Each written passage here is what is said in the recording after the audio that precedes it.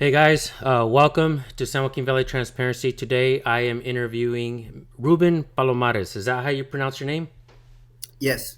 All right, so recently I saw an interview with Ruben on the channel called Soft White Underbelly.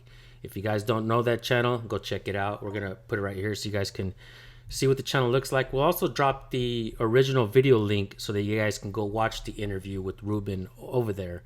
And when I was watching this interview, I was totally blown away. I'm going to ask you some questions, all right? Go for it. A first handful of questions is just going to be really simple. The Yeah. reason I'm going to ask you this is because I want the people to get to know you more than Okay. just your story.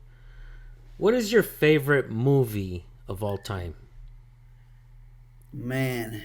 I have a few, but I think my favorite one is Last of the Mohicans, Okay. and it Good has choice. I a love that movie. yeah, it's a good movie. It has a little bit of everything. It has romance, has the action, a little bit of everything. Somebody helping people. I like that movie. It's I good. love that movie. Grew up on that Yeah. movie. Yeah. Yeah. Do you have a favorite book you'd like to recommend for people to read or something that may have helped you? Yeah. There's one that's written by uh, Paul and what's her name? It's a Safford. Let me remember the name, but it's called Transformation of the Inner Man by Transformation of the Inner Man? yeah, but Paula and John Sanford. That's who. All And right. that book to me helped me understand myself and also understand my childhood trauma, but also my family, trauma from family stuff, like generational stuff, even childhood relationship problem with your parents, how they come into play as an adult if you don't address it now, and how they could affect your marriage, how they could affect your relationship with your kids. This book helps a lot, and it starts from childhood stuff to adult stuff. That book helped me see more of myself, to know where I was struggling, why I was struggling with these things. So to me, that's a really good book. It's well written, well balanced too. Nice. Awesome. Who is your favorite music artist of all time? Honestly, because I now I like Christian music.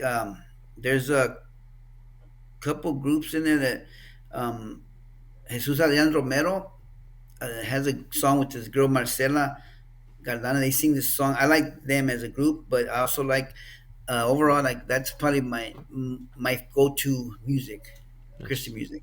Nice. It gives me peace. So, Ruben, can you tell us a little bit about your story? Yeah. Um, just let me get into my background. I grew up in L.A. and grew up in South Central. Grew up in Huntington Park, Boyle Heights, and pretty much since 1 year from 1 year old on, I was raised in that entire area. So moved around from one city to another city, but it was still in that area. So a lot of people that are familiar with that area, they know that that area is infested with a lot of gangs, drugs. Family members, most of my family members, some of my cousins and uncles were involved in gangs and drugs. I stayed away from all that stuff, but I was an athlete, so I ended up just falling in love with sports. Boxing was what I fell in love with at first, and at 12 years old, I started boxing. And the gym I was going to was in East LA, Boyle Heights. It's called the Hollenbeck Youth Center. It's still there. It's not the boxing program is not that bad, not that good anymore. But back then, that program was powerful because it had a lot of good fighters that were coming up. During that time, 1984 Olympics were in LA, and one of the guys I grew up with, he was a gold medal winner. Paul Gonzalez, he won the gold medal, and he was my sparring partner at during that time. He moved up in ranks after the Olympics and fought professional boxing, got titles there too. There was Memo Ariola, Adrian Sippy, Jose Ariola, Margarito. They're all brothers, but they were really, really good fighters too, and they're Olympic contenders. Adrian was in the Olympic team in 1980. He got boycotted because the president Jimmy Carter boycotted because the Cold War back then in the 80s. So he didn't go to the Olympics, but he became a good pro boxer. He got some title under him, his belt too. So I grew up around all those guys sparring. I sparred against De La Hoya, Shane Mosley, and my goal was to go to the Olympics in '92. But one of our trainers, besides Memorial being my coach, I had another trainer. He was Al Stanky. He was a police officer during that time. So he helped us. He got us into the like he'll get us to into the fights. He'll train us. He'll pick us up from our houses, train us, take us running. And but he was just this He was Polish, white guy, taking care of young kids in the Hispanic community. To me, I thought that was cool that he actually showed interest in us, knowing that a lot of us had different backgrounds. A lot of our guys, my friends, we all grew up around in the inner cities, with the poverty, with violence, and so here you got a guy who's active cop, picking us up and taking us to the gym or training us, and um, we didn't have to pay. And then he he looked out for us. He took care of us. So in my head, I said, well, I want to go to Olympics, and once I go to Olympics, after the Olympics, I want to do something good with my life, and hopefully I could be a cop and work with the community. That was my goal. Well, I got injured before the Olympic trials in '92. Once I got injured, that to me was like that was a really moment of devastation because I actually trained hard. I trained. I fought the Golden Gloves in 85, 86. I fought the Golden Gloves. Diamond Belt tournament. I fought a lot of big tournaments to get my status and my ranks. So there I am competing all over the place and traveling everywhere to get ranked. And here I am sacrificing daily training, sacrificing sweat, everything. But bloody noses, you crack, you name it, boxing is tough. And there I am. I basically can't fight for the Olympic trials, which is what I trained for, and that was annoying and devastating. So I didn't want to turn pro at that time because I had already my first daughter, and I thought about the responsibility of paying bills and taking care of her. And turning pro is going to be too much work, and injuries they don't take care of you. There's no workers' comp in boxing, so pretty much if you're injured, you're going to be no good to your coaches, managers. They're not going to look out for you. Nobody's going to take care of you but yourself. So I knew that my next goal was to be a cop. So in '92, I applied and I went through the whole process of backgrounds, everything. I had a good background. I grew up good. I stayed out of trouble. I wasn't involved in nothing crazy. I wasn't involved in gangs. I wasn't involved in anything that could get me disqualified. I psych, my psych was good. I knew I had a good psych. I mean, yeah, I grew up in a home where I had a stepdad who was abusive and what do you call it? A drunk, alcoholic, abusive. 10 brothers and sisters. But to me, that was like a norm in the Hispanic community of getting beat up, or getting beat by your parents. I just took it like it's a form of toughening you up. Yeah, I see it now. It did mess me up in certain areas, but that wasn't going to hinder mess with my decision making as a police officer because I always within my heart I always knew that I cared about people and I cared for the well being of people. Period, no matter what. So it took me like 11 months to get hired. 19. Well, basically, I started the academy. I started the academy in '93. I graduate after 7 months. I did good. I graduated with honors. I graduated like top of the class. I took the award that they give to the top recruits. I took the awards, so I was in good shape. I was also taxes. I was good. Academics, I was good. I well balanced. I got out of the academy. I went to patrol in South Central. The first 5 months, I went to patrol in South Central, and I thought because I grew up in that area, I could relate, and I could still get involved in it. I still was aware of what I was doing, why I wanted to be a cop. So it's not like it went away when I got out of the academy. I didn't change. I was still the same person. Um, I had fun. I liked working with the community. I didn't mind doing what I was doing, and I was still learning the ropes because I was still a rookie. So me knowing the community, being brought up in that area, it was easier for me to catch on quick and adapt to the different. Now I'm a cop. I still got to interact with people. I knew how to talk to people. I wasn't an a hole. I wasn't like that. I was pretty easy going, level headed. I wasn't like Mr. Tough Guy. I didn't have that in my head because I grew up on that. To me, that was no big deal. I knew what I was doing, and then I like that I knew that I could deal with everybody the same way. As long as you treat me right, I'm gonna treat you right. And respect was big. Of course, we grew up with that upbringing. My upbringing was respect. My family, my uncles taught me about respect. They taught me about, don't get disrespected, don't get bullied, don't be punked, don't put up with that stuff growing up. I knew that was something I didn't put up with, but I also knew how to handle it without. I didn't have to be a bully. I didn't have to be violent.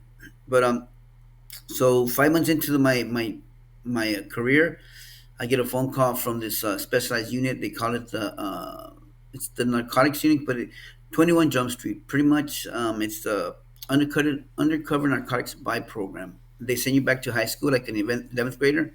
And I did look young back then. I was 20. 23, but I look real young, so they wanted to train me to become an undercover cop, to go back to high school, because in some of the high schools there was a lot of stuff going on, which was drugs, violence, guns, you name it, and that has been going on forever. But they assign you to that to start infiltrating and being you're a student.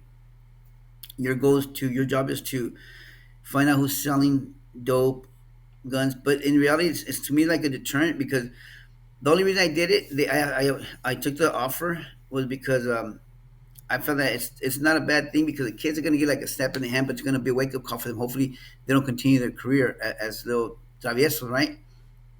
So I didn't mind it at first, but they trained me like how to talk the talk, walk the walk. You know, you have to go in there as a student, 11th grade. You can't act or have features of a cop. You can't have any type of habit of a cop. So that's what they get you when you're rookie. Because if they get you when you're already older in the job, you're gonna have a lot of cop habit, and you're gonna get made quick. There's no way you're gonna be able to lie out of that. So I got trained, and then they assigned me to a high school, Verdugo Hills, and Verdugo Hills was busing people from all over LA. So they were busing from people from South Central. Verdugo Hills is way over there in the valley. Sun Valley. So they were busing people from LA, from like just name different neighborhoods. They're busing them. So the school is full of different backgrounds, different students. It's diverse. So when I show up, here I am, Mr. 11th grader. I'm supposed to pretend I'm a student. Get I got to do some homework here and there, but I don't have to get A's. I could get D's as long as I don't get kicked out of school. Go right there. So there I am, being a student, and right there, keep moving, huh?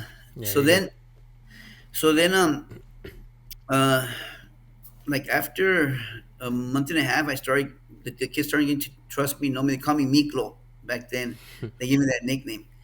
Um, I didn't dress like a cholo. I dressed like more like a rebel type, so I would kind of fit in, but not get jumped in into any neighborhood, because one of our other guys in undercover school, he went to school. He got jumped into 18th Street. So I didn't want part of that. I just wanted to get into the school and fit in, and buy dope, or get some guns or something. So I started buying dope little by little, and then they introduced me to this kid who was selling PCP, but he was being bused from South Central to Verdugo Hills, and they introduced me to him and told me, "Yeah, I got some PCP at home. Said, give me your pager number." And keep in mind, back then there's no cell phones; it's all pagers, '90s pagers and payphones. So there I am. I'm like, okay, well, how much do you have? He goes, let me go home and I'll pay you when I get home, and I can tell you how much I have. Then you could bring the money tomorrow, and then we could do the transaction. I'm down. So I'm home. hanging out with my buddies. I'm off duty. I'm hanging out with my buddies. I'm already 23. So me and my buddies are kind of chilling, drinking, and I get the page from this kid. So I don't want to use my friend's house phone, landline, whatever you want to call it. I go to the payphone down the street. And keep in mind, I'm off duty, but once I get that phone call, it kind of becomes on duty. So I go to the payphone. Now at this time, I'm carrying my gun, I'm carrying my badge. While I'm in school, I'm not carrying none of that, because that's like dumb. You'll get caught. Hmm. You're gonna find you can't be carrying your gun or your police ID or your cop badge on you. But when you're off duty, you can carry all that stuff.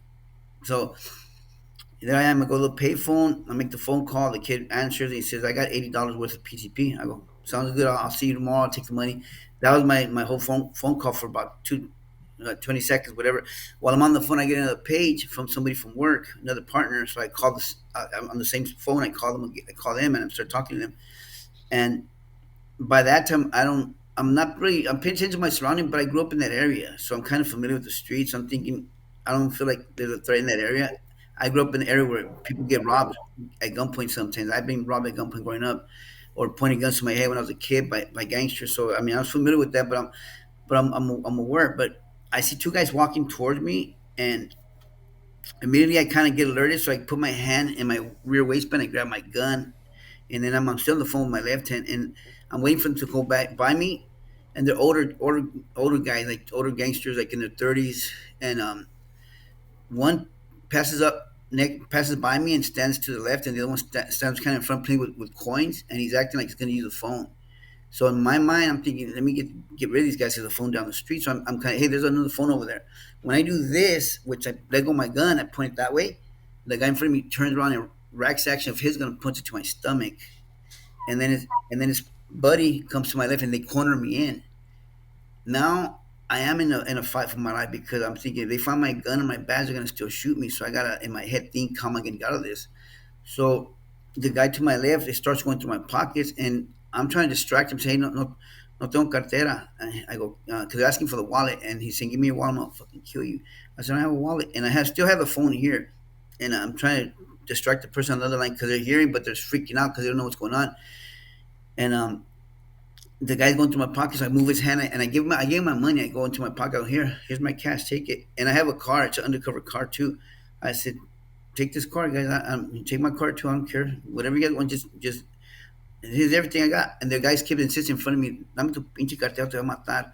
And I said, man, I don't have a wallet, man. I don't have one. And I'm saying, no tengo cartera. I'm just trying to get him distracted because I don't have to find my badge and my cop ID or my gun. So I'm already getting like annoyed because I'm thinking there's some I gotta take action right because they're gonna find my stuff and we're gonna still kill each other right here. So I backhand his friend. I backhand his friend real fast and I grab the guy's gun and I turn the gun on him and we fall to the ground. When we fall to the ground, we're both side to side on the floor, and I got the barrel point towards him, and I'm not able to go for my weapon, but I'm blocking the guy's kick because his friend's kicking me, and the guy's still fighting for the gun. He pulls it away from me with both hands and stands over me. At that point, I can see the barrel, the bullet in the barrel. Everything slows down, and it's super slow. I can see everything that slow motion. I'm able to grab his friend's kick and throw him over me. I don't know. I just reacted to everything. My martial arts world kicked in because I have a black belt and other martial arts. So it just kicked in, but I don't even know how I did all this. It just like quick. The guy stands over me while I get up to go for my gun. He fires my and shoots me in my right leg. I turn on him to fire at him, and he hits my left leg.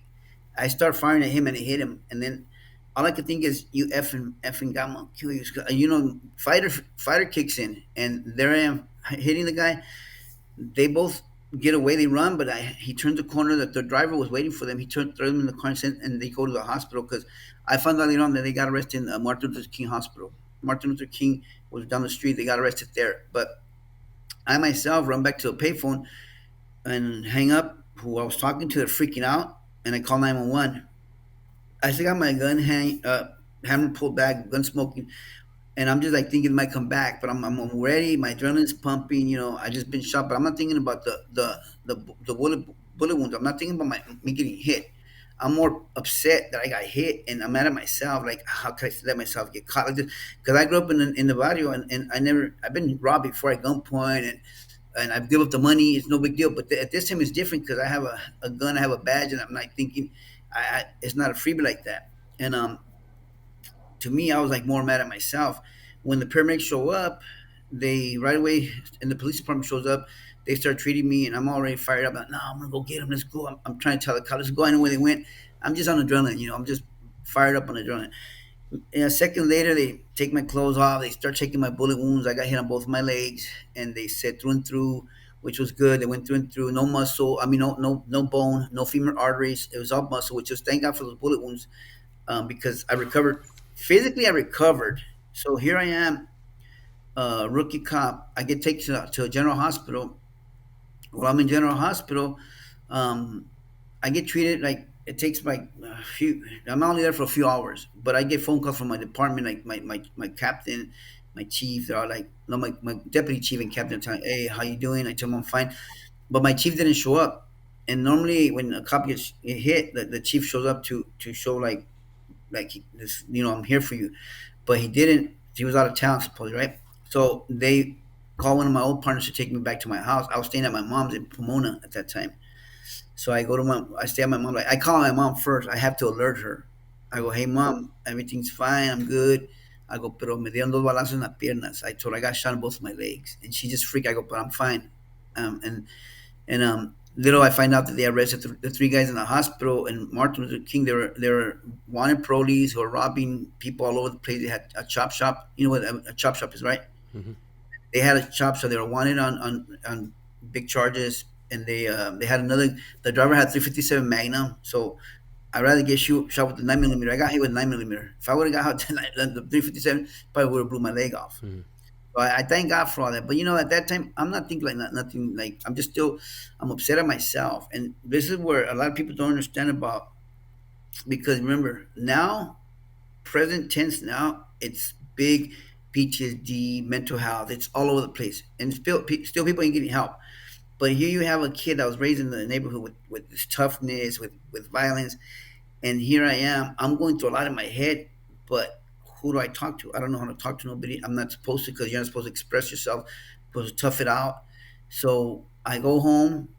I'm in this unit that I'm on probation, because the department only I get a whole year probation before I could get off probation, and then say, okay, I already proved myself to be a cop. So I haven't got off probation. I've only been on the job by this time like no, like 7 months, I think. So I still have a few months to go, and I'm at home getting physical therapy. They sent me to the department sent me to get physical therapy. But I don't know what to do from there. I don't know what I'm supposed to do next. I'm a rookie. I'm not aware of therapy. I'm not aware of psychologists. I'm not aware I'm supposed to go get some counseling. I'm not aware, but I'm going through a lot in my head. I'm being tormented with flashbacks, with the overthinking of what I could have done, should have done. I'm just bombarding myself. I'm just tormenting myself with this. Having a lot of people call me to ask me what happened. I have to explain it over and over. I'm like, I don't want to talk about it no more. I already shared the story 20 million times. My department awards me the Medal of Valor for this because they arrested the guys and they were wanted, a bunch of stuff. But to me, that's not going to help me, because I'm still here going through stuff. Mm. And then my unit, I was working undercover. My unit is kind of asking when am I coming back, and I'm thinking, shoot, I got fresh bullet wounds with blood still oozing out of my legs, and all you guys are thinking about is me going back to work to make a rest, because the numbers, they want numbers, and they're gonna get the credit for that. Mm. I don't get the credit because I'm the rookie, and they're the detectives, and I'm thinking, f these dudes, man, they don't care about me. They don't care about me for nothing. I'm a rookie, so I'm already having this bad feeling, and I'm getting bothered by it, but I still am a rookie. So I'm thinking I still got to get through probation, because if I don't get through probation, um, I have to get up probation. I can't get to the next phase of my career, which is patrol or work the field.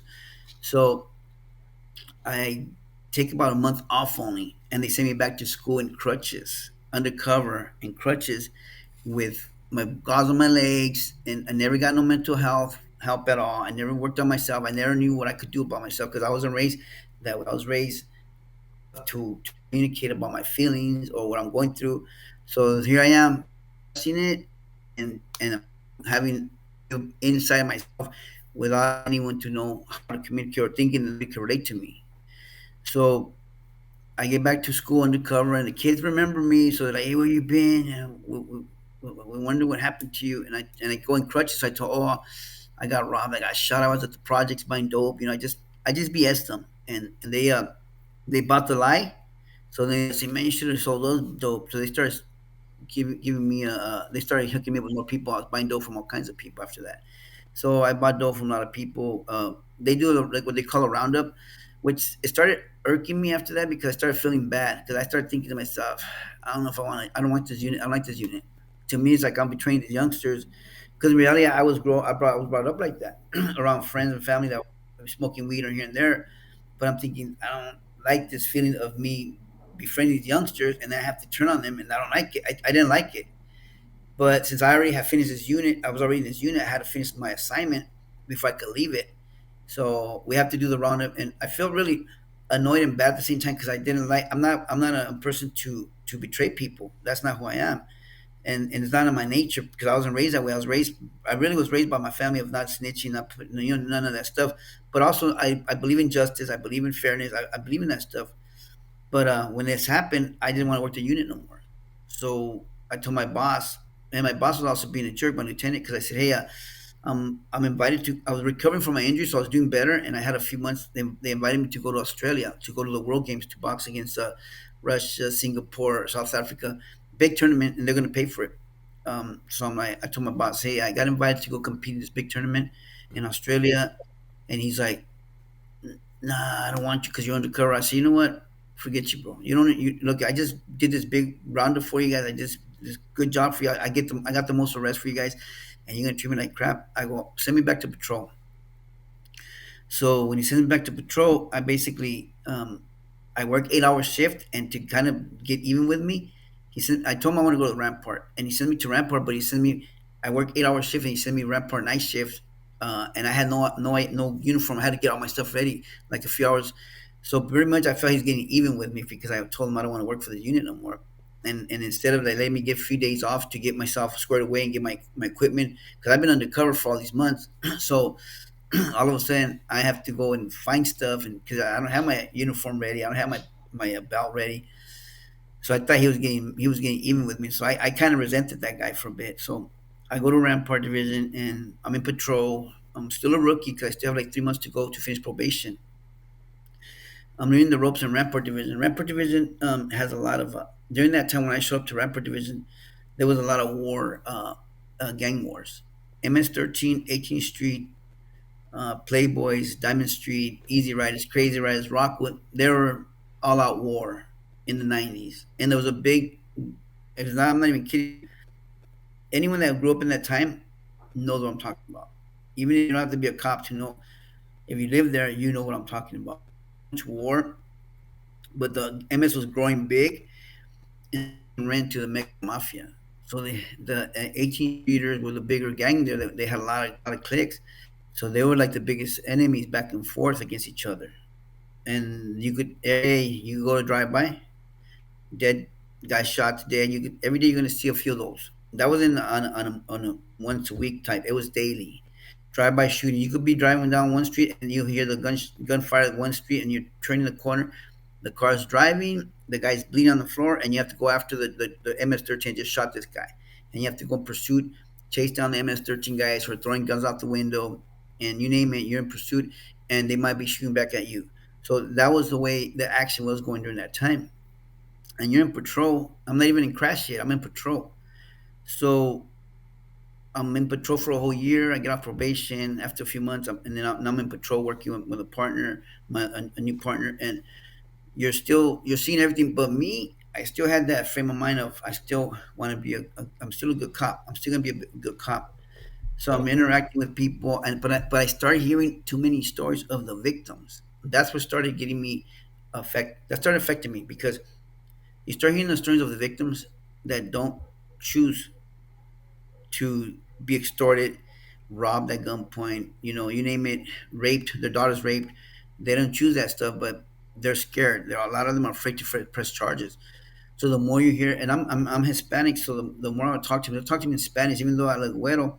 They knew they could talk to me in Spanish. So they'll talk to me, and they knew I was good to them. I was cool with them. They liked me. The community there, they love me.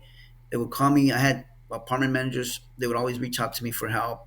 You name it, I was always getting good interaction with the community because I helped out. I cared, and then they would tell me, "Hey, this is going on over here. This guy from 18th Street's robbing people at gunpoint and threatening people. Or this guy from MS-13 is doing this, but nobody wants to press charges." So there was so much of that going on during that time that it was hard to help them because how do you help these people?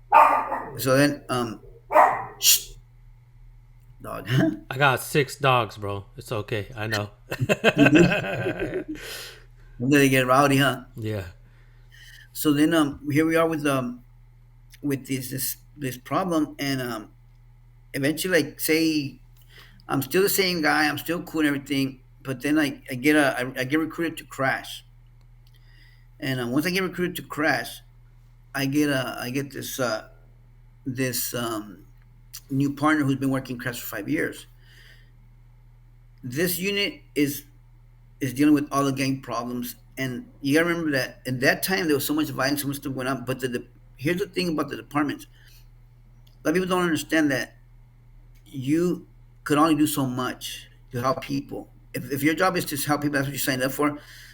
You didn't sign up to be a piece of shit. You didn't sign up to be a cold-blooded bully, a dirty cop. You didn't sign up for that. Most of the guys I worked on, they were all good, dude. They signed up to do good. They really did because I worked around solid guys that actually liked and care about people. They care about the community, but because you have the gangsters who are terrorizing them, if you would step away and they would just go at it with each other because they chose that lifestyle.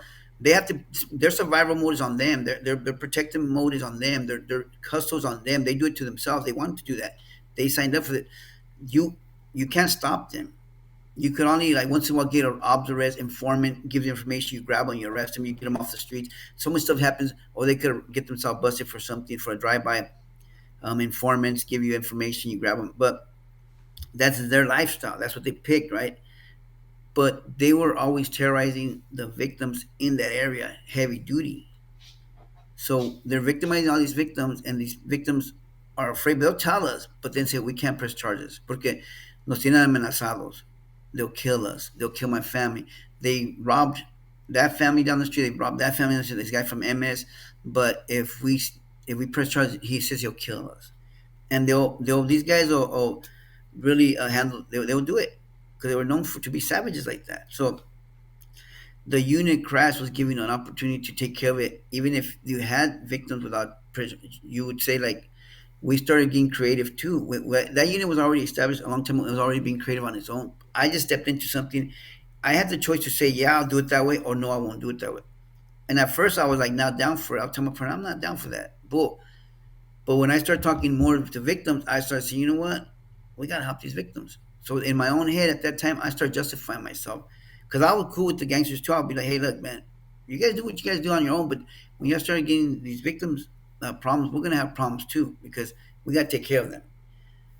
So they understood the rules back then too. They understood the respect was there and the fear was there. They knew what time it was with us and them. They understood that. But you always have wild people that don't respect their own gang rules and they don't respect anybody. So once in a while, if I got a family or a couple families on, hey, this guy from MS robbed us, he hizo esto at gunpoint, I'll go find him. And yeah, I'll put dope on the guy and I'll arrest him for the dope instead of the robberies because I'm not going to get them involved. And then I'll book him. He knew he's dirty for a lot of stuff, but he was happy he was going in for something dumb. He didn't care. They weren't going to buck and fight us. And they would just go take their lumps and we'll get rid of him. And at least give that citizen a peace for a while. I don't know how long they'll get peace, but to me in my head, I was like, I'm helping them out. You know what I mean? Even though there's no justification, because I'm not an excuse. I'm not justifying because I don't think like that no more. I am different in the way I think, the way I view things. I understand that people still could hang themselves on their own without that extra help. You know what I Do, mean? They're still it, getting caught up. do you think that that was the first time that you encountered yourself doing something that goes against the rules? Yeah, that was the first time, and and you gotta keep in mind that the more you do with the gang, because once I get in the unit, in the gang unit, all you see is gang stuff. Because all you're dealing with gang problems, Mm. so you see everything for what it is with your eyes wide open.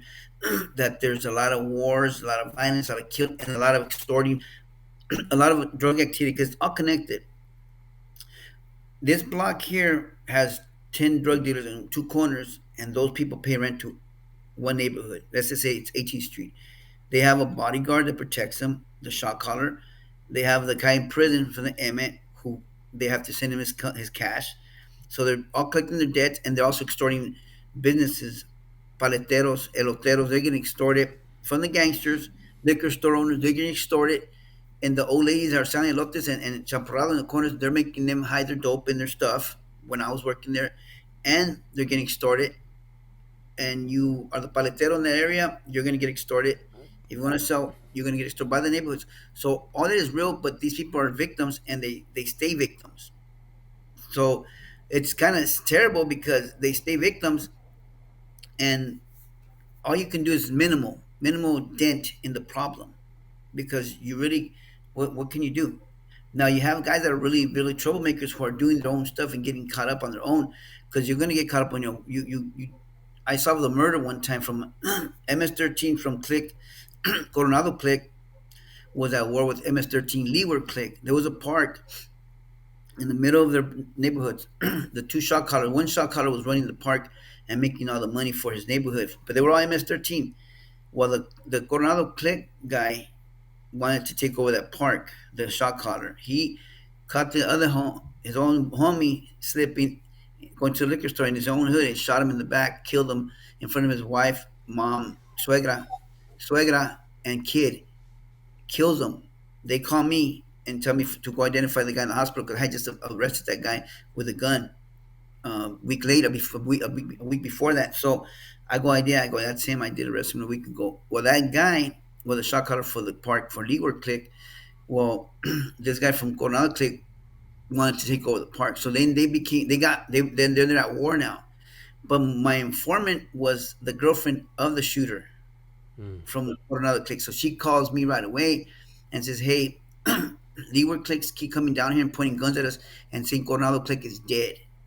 So I already knew who everybody was, and my informant tells me everything because that's her boyfriend's the one that shot the dude, but she's telling me everything, and that's how much they trusted me. So I'm on. I get the homicide detectives pick the guy up, and he gets arrested for that, and he had been still driving down the street and pointing. Well, the guy that got the Coronado guy, he got arrested, but Leeward Clip kept driving by the street, and they shot at that car from Leeward Clip. They still shot the driver, the passenger, and the driver took off and left the passenger dead in the car. Until they were at war with each other, MS-13 back then. And here I am. My informants are giving me all the info, so we solved that murder right away, right from the spot, because of my informant. But that's how easy I got along with people. I interacted. People give me info. I didn't even ask, but they'll give me info. They trusted me, so I was good at it. I was good at the job.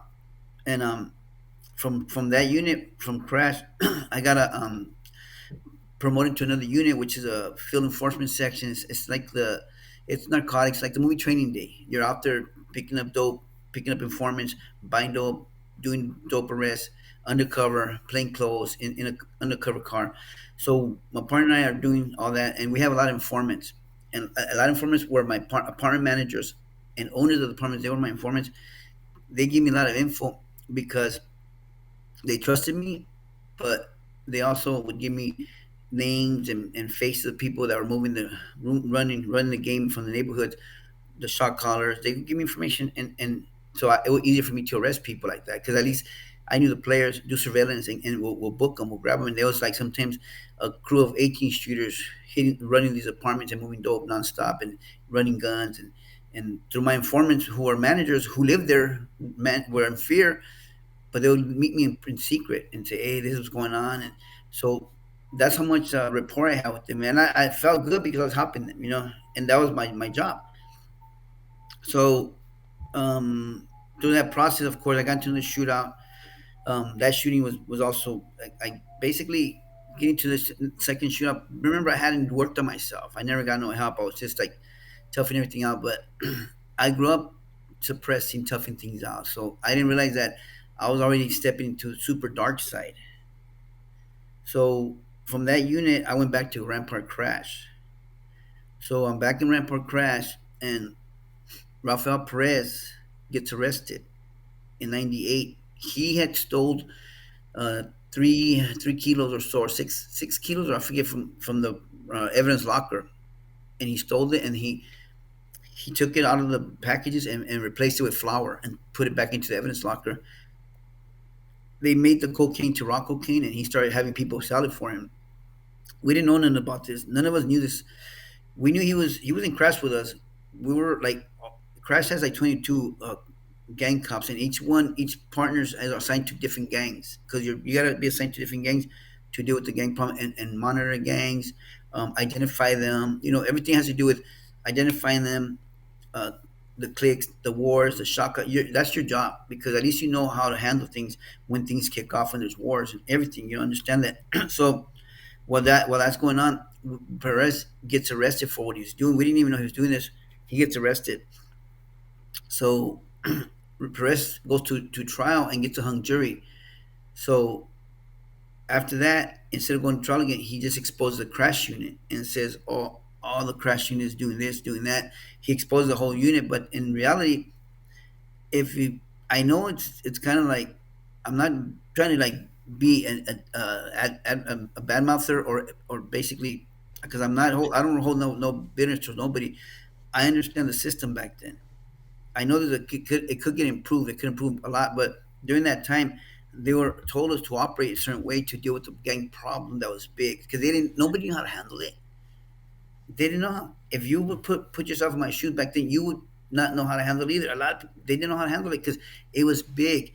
is a big monster, and how do you have to basically think outside the box, and you have to think like them or more to beat the system, because they knew how to beat the system by terrorizing victims. Victims won't testify, so they could just victimize them all the time, and they'll never go to jail. The only time they get busted when they get themselves busted by dope or drive by or something that they just got caught with a gun and they ran. We caught them with the gun or the dope, or they're on parole, whatever, you know. But for the most part, when they came to victimizing people, they knew how to beat that system that way by terrorizing them and threatening them. So they got away with a lot of that stuff. So in reality, the department had given the green light to the crash units to handle these guys. Sometimes it wasn't going to be by the book, so it was a normal, and it didn't affect us because we didn't think we were doing anything wrong. We were thinking, well, we're helping victims, and because the victims get ignored and shunned, that's reality. Hmm. They get ignored and shunned. So it was normal. So for me, I took it real personal because I'm like, why are you guys targeting us? Keep in mind, I've been in a few shootouts. I'm already like in my head. I'm already in a negative. I'm negative. I'm angry. I'm going through a lot of my own stuff, but I'm suppressing things. I'm very resentful towards the department at this time because I start seeing things. I started seeing good cops work hard or get sent home because they're getting targeted by the chief or somebody. And there's some good cops, some lazy cops. You have everything in the department, like anything, any job. You have good doctors, bad doctors. You have good nurses, bad nurses. You have, you know what I mean, teachers, good, bad teachers. You have a little bit of everything, but you see the good cops, the small amount of good cops. You see a lot of cops that are already miserable because the department's coming down on them, so they don't want to lose their jobs. So they're all scared of really going out and doing extra patrol. They're just doing radio calls. They don't want to get in trouble no more because it's liability. So they're like, forget that. I'm not going to get my hands dirty anymore because anything you do, they scrutinize, they fire you.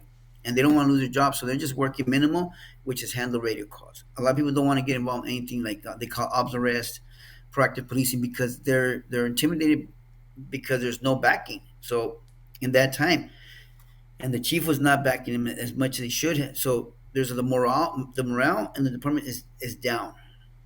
So you'll see, like I'm working and I'm seeing, you see those guys selling dope. Let's go get them for what? You arrest all the more guys are gonna be there the next day. I go, so what? That's our job. So I started getting annoyed by that kind of mentality, because they're scared to get fired, and so much is going on during that time that when my partners get sent home under investigation for what Perez is saying about them, I was thinking to myself, all you guys know this, so why are you guys targeting them when you guys know this was you guys told us to do it like this? So now you guys target us. You understand my frame of mind, right? How Hmm. I'm thinking, and I'm like, so back then I wasn't saved, I wasn't a Christian. I said, "F you guys." So my informants are telling me, "Hey, you know what, dude? These guys from this neighborhood are making $1 million a month on extorting, on this, on that." So one day I just say, you know what? I'm not gonna risk my life every day for this unit, for this community, to get myself killed when I've been in shootings, I've been shot already. Forget you guys. I'm gonna risk it for the for the for the big money. So I started saying, I don't want to be a cop in my head. Shh. I said, shh, quiet. I said, I don't want to be a cop no more. I turned my head. I said that because it's not what I signed up for. I signed up to do something, but now they're tying our hands behind our back.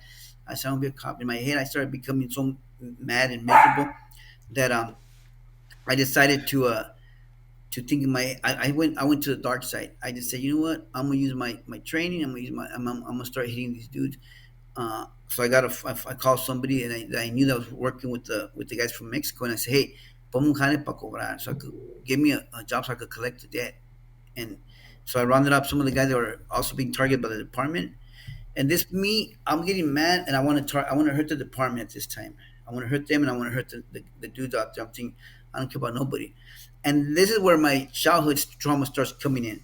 This is where you start seeing that I should have addressed my issues, because I lost an uncle when I was like 10. He got killed for 2 kilos of cocaine. They set him up and killed him when I was little. He was my favorite uncle. This is when my childhood trauma starts coming, because I didn't think about all that till now after I got healed and I started going through my healing years later. I started realizing that all that comes into play. My child abuse, all that started coming to play. Where I started getting more angry, and I didn't ever address this childhood stuff, because then I started saying, you know what? I don't care about these dudes. 'Cause whatever happens to them, once you take their stuff, I don't care what happens to them. Because I knew that once they don't pay their debt, all the stuff we take from them, they're gonna get hurt, and they didn't care no more. I said, let them hurt them. I don't care. So my partners, I rounded up a few guys, and My partner and the guy that gave me the info, we hit a house, and the first house we hit, we got like $1 million cash and like 15 keys of coke. So we took it. I paid my workers. I had my guys. And remember, I hated dope dealing and I hate dope stuff. I hated gang stuff. But here I am becoming what I hated the most. So here I am. I'm stealing. I have this. I start selling, having people sell my coke. I have gangsters working for me. You name it. I have different people working for me from neighborhoods all over. They're cutting the grass. Can you hear that? Yeah, it's Is all right. it too Yeah. loud? No, it's not too bad. All right, good. That's not normal. They don't do it today at this time. It's kind of annoying. Hmm. So I then I start becoming that guy, and I start think I get it becomes addicting because it's an easy money, adrenaline that's there. It's like it's a easy. It becomes fun and easy. And I was like, in my own head, I was saying I'm disrespecting, I'm punking the department basically. I'm getting even. Oh yeah, you don't want to mess with me? All right. That's what my frame of mind was, and I'm like, f you guys. So I did this for a while. I did this like for 2 years, and my partners and there I was paying him, doing my thing, and eventually I get my cousin. I was using my cousin was working for me, and he was doing stuff behind my back with some people that I know about. But those are the rules. Don't do stuff outside our group because that's how you get busted. I'm thinking I know the system because I'm a cop. I could keep us without getting in trouble. So we he was dealing with some Colombians supposedly in San Diego, and he they wanted me to go meet them. They wanted to borrow 100 grams from me because they're gonna buy 10 kilos from this guy. And during that time, I had just got 50 keys from some person, so I was making big money in those kilos. I was dope dealing big. I was making big money. I was selling kilos at 30 grand, sometimes 20 grand a key. Yeah, back in 2000, before I got busted. So I was moving things. I was becoming the big dope dealer slash everything because I used this. I used that badge. I was like, I don't care about you guys. I was that. That's how burnt in my head I was already, and I wasn't paying attention to the signs of how dark I became. You know what I mean? I didn't pay attention to that stuff, and so from there, 2001, my cousin was gonna go meet this Colombian. They wanted me to meet him because he wanted me to work like train his people in tactics. So I thought I'll go meet him and I'll leave, and you guys you do your transaction. I won't be there. So I show up. I meet the guy. I'm leaving. Little did I know it was a DEA sting operation against my cousin and his friends. They were being set up for weeks already. No, I didn't know because I wasn't involved with it. And normally I would have probably did a surveillance to see what's going on. But I just trusted that these guys were covering their back and they were dumb. They weren't dumb enough. So, anyways, I get busted. Being busted to me at that moment, I was mad. I was so mad. I was like, I don't care. But see, I had a frame of mind of me because I had been in all the like I don't know when you get into shootings, it's like something bad happens to you because I lost fear of getting killed and I didn't care about getting shot or killed or getting to go out on a shootout.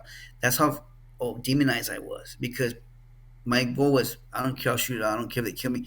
I wasn't afraid. I felt like this evil empowerment in me that was driving me because I had been going through all this and I didn't care. And I was thinking I'll go out and shoot. I don't care. And that's how twisted you get if you don't get help. And because I wasn't using drugs, I would drink alcohol sometimes. I'll smoke a little bit of weed to go to sleep because that's the only way I could calm myself down from my mind just spinning. So here I'm getting arrested. I'm thinking these guys snitched on me. They set me up. So I'm thinking revenge. I'm gonna kill these guys. So they move us to the jail in San Diego. I get moved to the shoe for like 3 months, and then they get separated. We all get separated. So little did I know that all those guys, my cousin and my so-called friends, were already telling on me. We got busted for 10 kilos. So I'm telling these guys, hey, take your lumps for 10 kilos. They busted for 10 kilos. You guys, all of us take your lumps. Man up. Don't snitch on my stuff because it has nothing to do with your stuff. I'm thinking, don't be telling on my boys because I got all these guys working for me. I said, take your own lumps for the 10 keys. And they all say, yeah, yeah, we are. But they're already snitching. So little I know they were opening the real big can of worms, which had to do with me and the other cops and doing all this taking down Hales, right? So I was still the cop cars from the academy to do the Hales. So I was doing my the captain was my captain back then. He pissed me off for some stuff. I was getting the revenge. Supposedly on my own head, I was getting revenge. So there I am.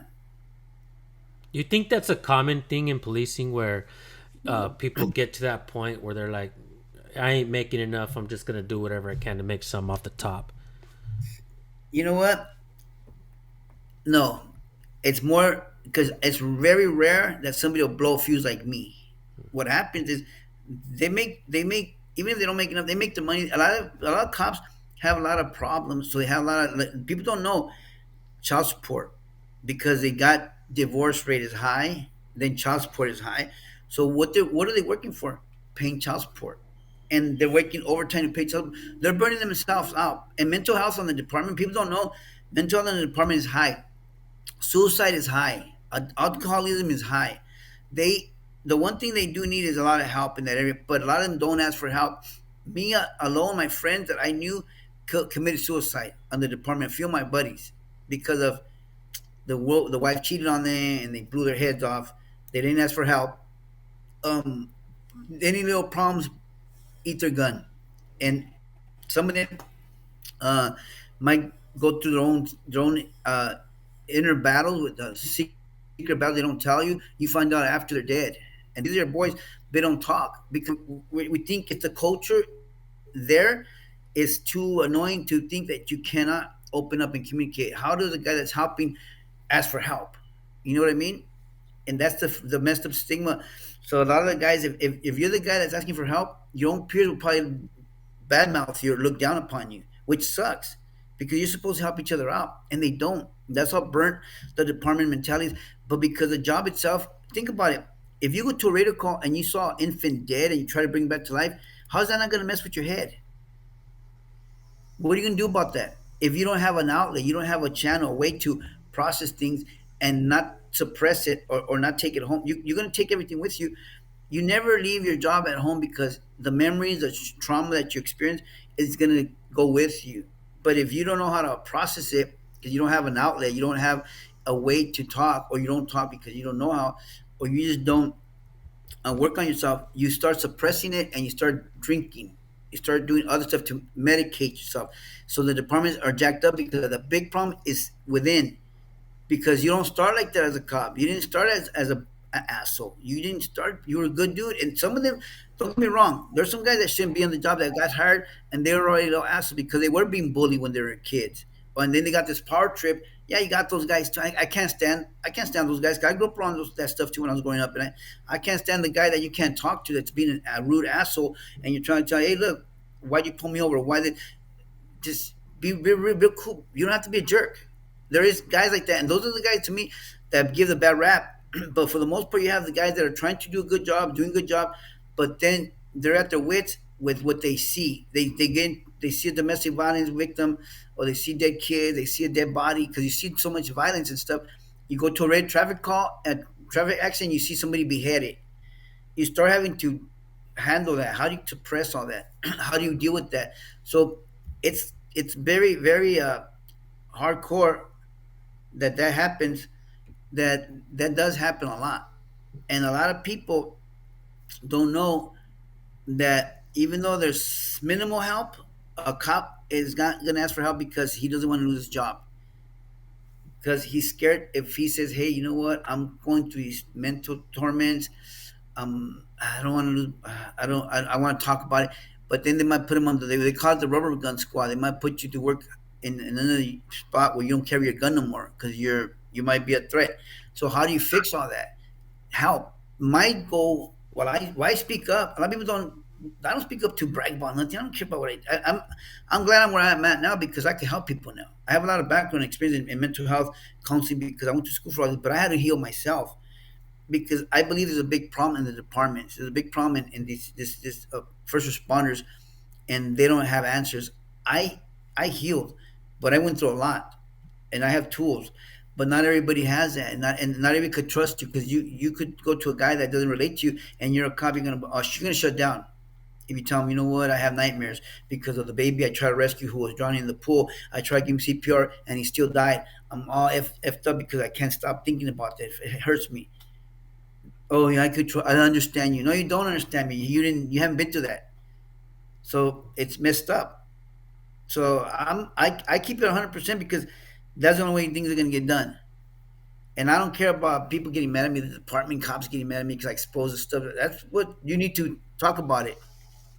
Yeah, so what? And if I was told, I didn't snitch on my partners. I didn't snitch on my coworkers in the units because I felt that we were all wrong. But I felt that if you guys know that you guys need to stop this, I believe 100% they stopped when I got arrested. They stopped doing what they were doing. Crash.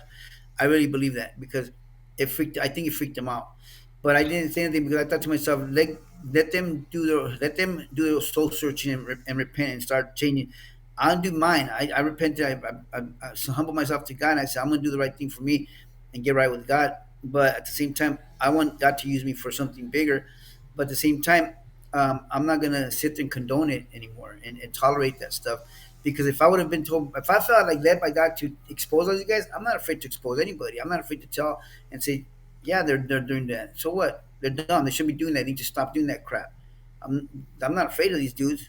I'm not afraid of none of that stuff. So I, you're talking about like the case where you actually got busted. You're saying that you didn't tell on the folks that you were working with, right? Back to the story you were initially telling, oh, right? no, oh yeah. In the beginning, what happened was when I got busted, I believe I should have told the first day because I was wrong.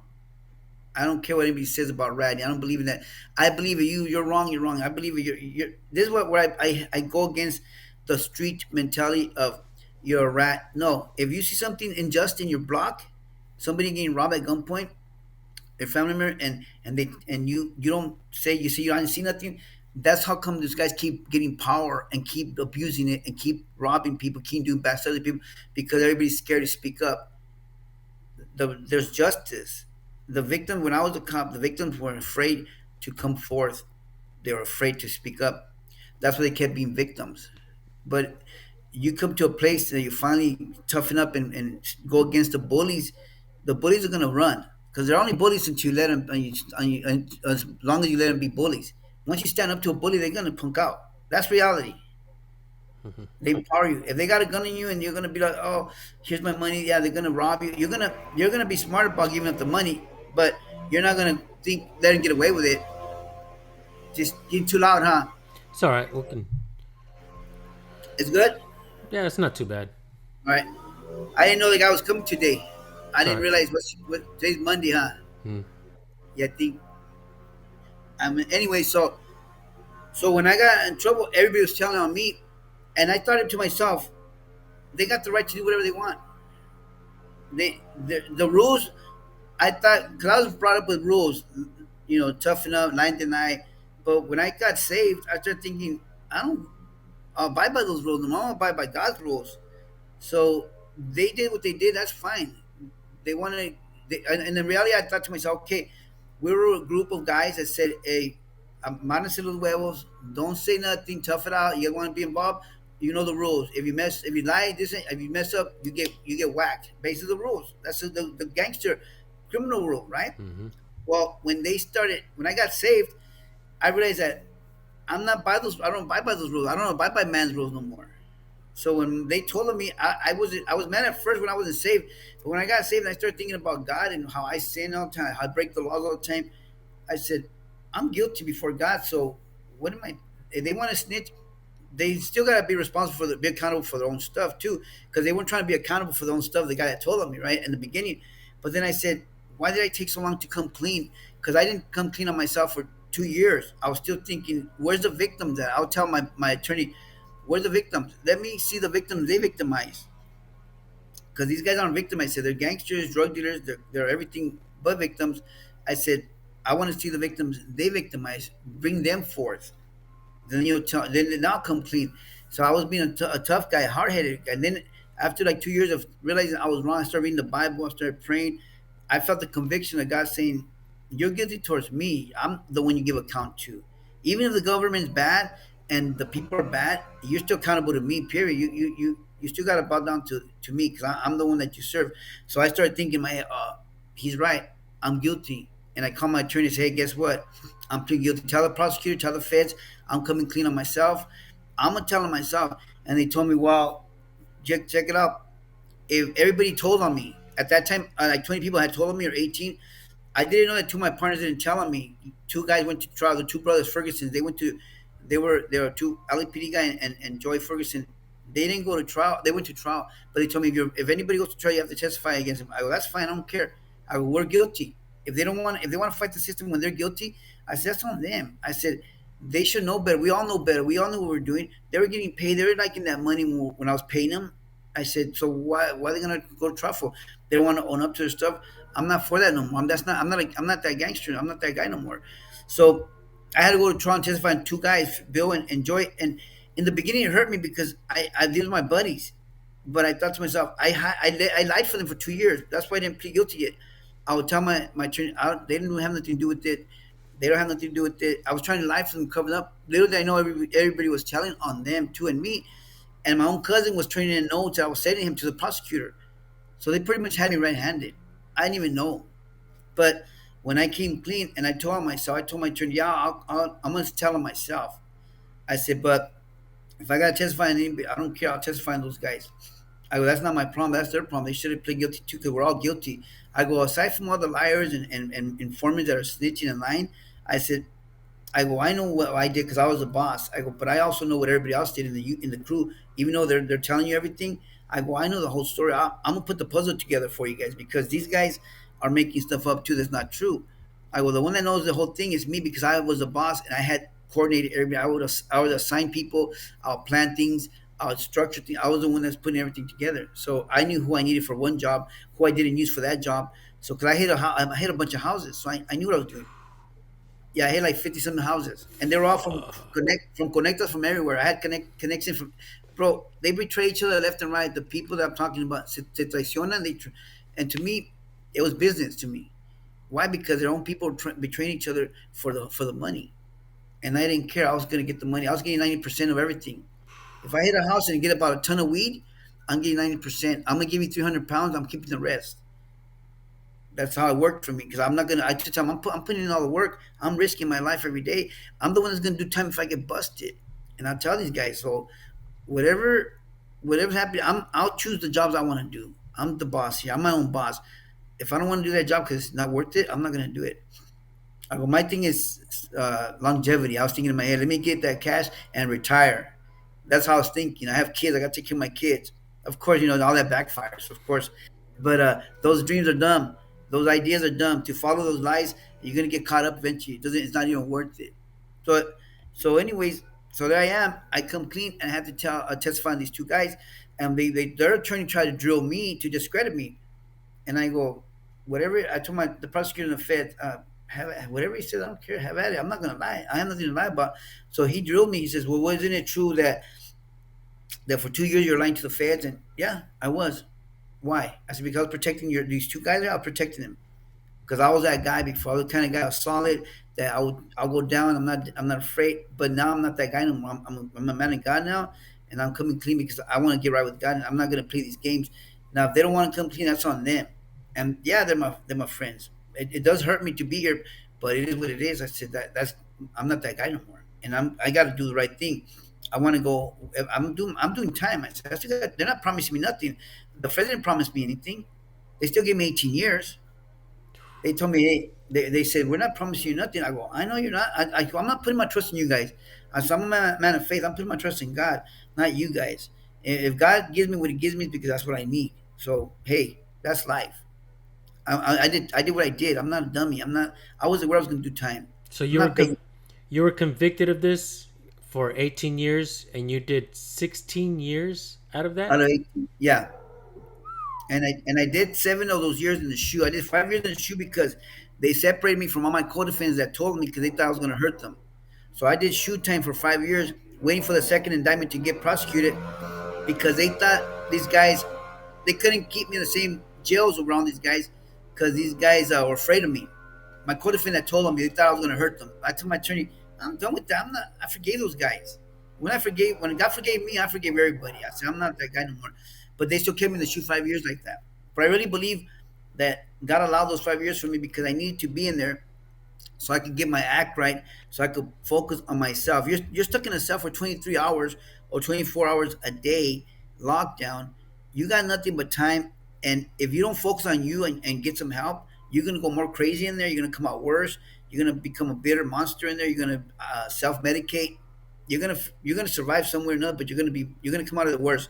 What I did is I started preaching out for Christian psychologists because I started going through my own mental torments. I was going through stuff in there.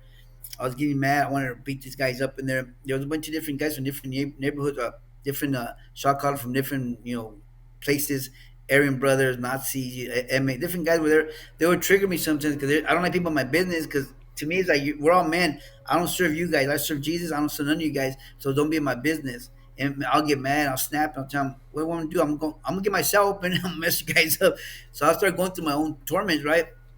So I started getting help because I wanted to change because I was already a Christian for 2 years. When I went to the shoe, it was 2003. I had already been in there for 2 years. 2003 to 2008, I was in there in the shoe in San Bernardino County Jail shoe. So, so I'm stuck in that single cell, but I started getting help. I started reaching out to Christian psychologists, ministries that could help me, and they'll come to visit me in prison and give me classes, help me, pray for me, and I started feeling the peace. I started feeling peace come over me. I started feeling like I was forgiving people. The forgiving process was good because that started helping me. I wrote letters to ask for forgiveness to people that I hurt. I didn't give the letters up, but I wrote the letters so I could at least know that hey, I'm not going to be able to give everybody the letters, but I wrote letters to a lot of people, and the people I could give them to, I gave them to. I sent them to them, and so I'm sorry that I hurt you. I did this to my kids, to family, people, just overall. I was going through this healing process, so I did all that, and I started forgiving people too. A lot of people. I forgave my dad. We got along. I forgave a lot of people in my life, and I started healing. And the more I did, eventually I got sentenced on my second indictment in 2008. And then I got moved to Safford, Arizona, to that yard for 2 years. And I started Bible studies there. I started working with, it was an active yard. The Sureños knew me there from Big Hazard, different neighborhoods where they knew me from they knew some of my guys, some of my friends that worked for me.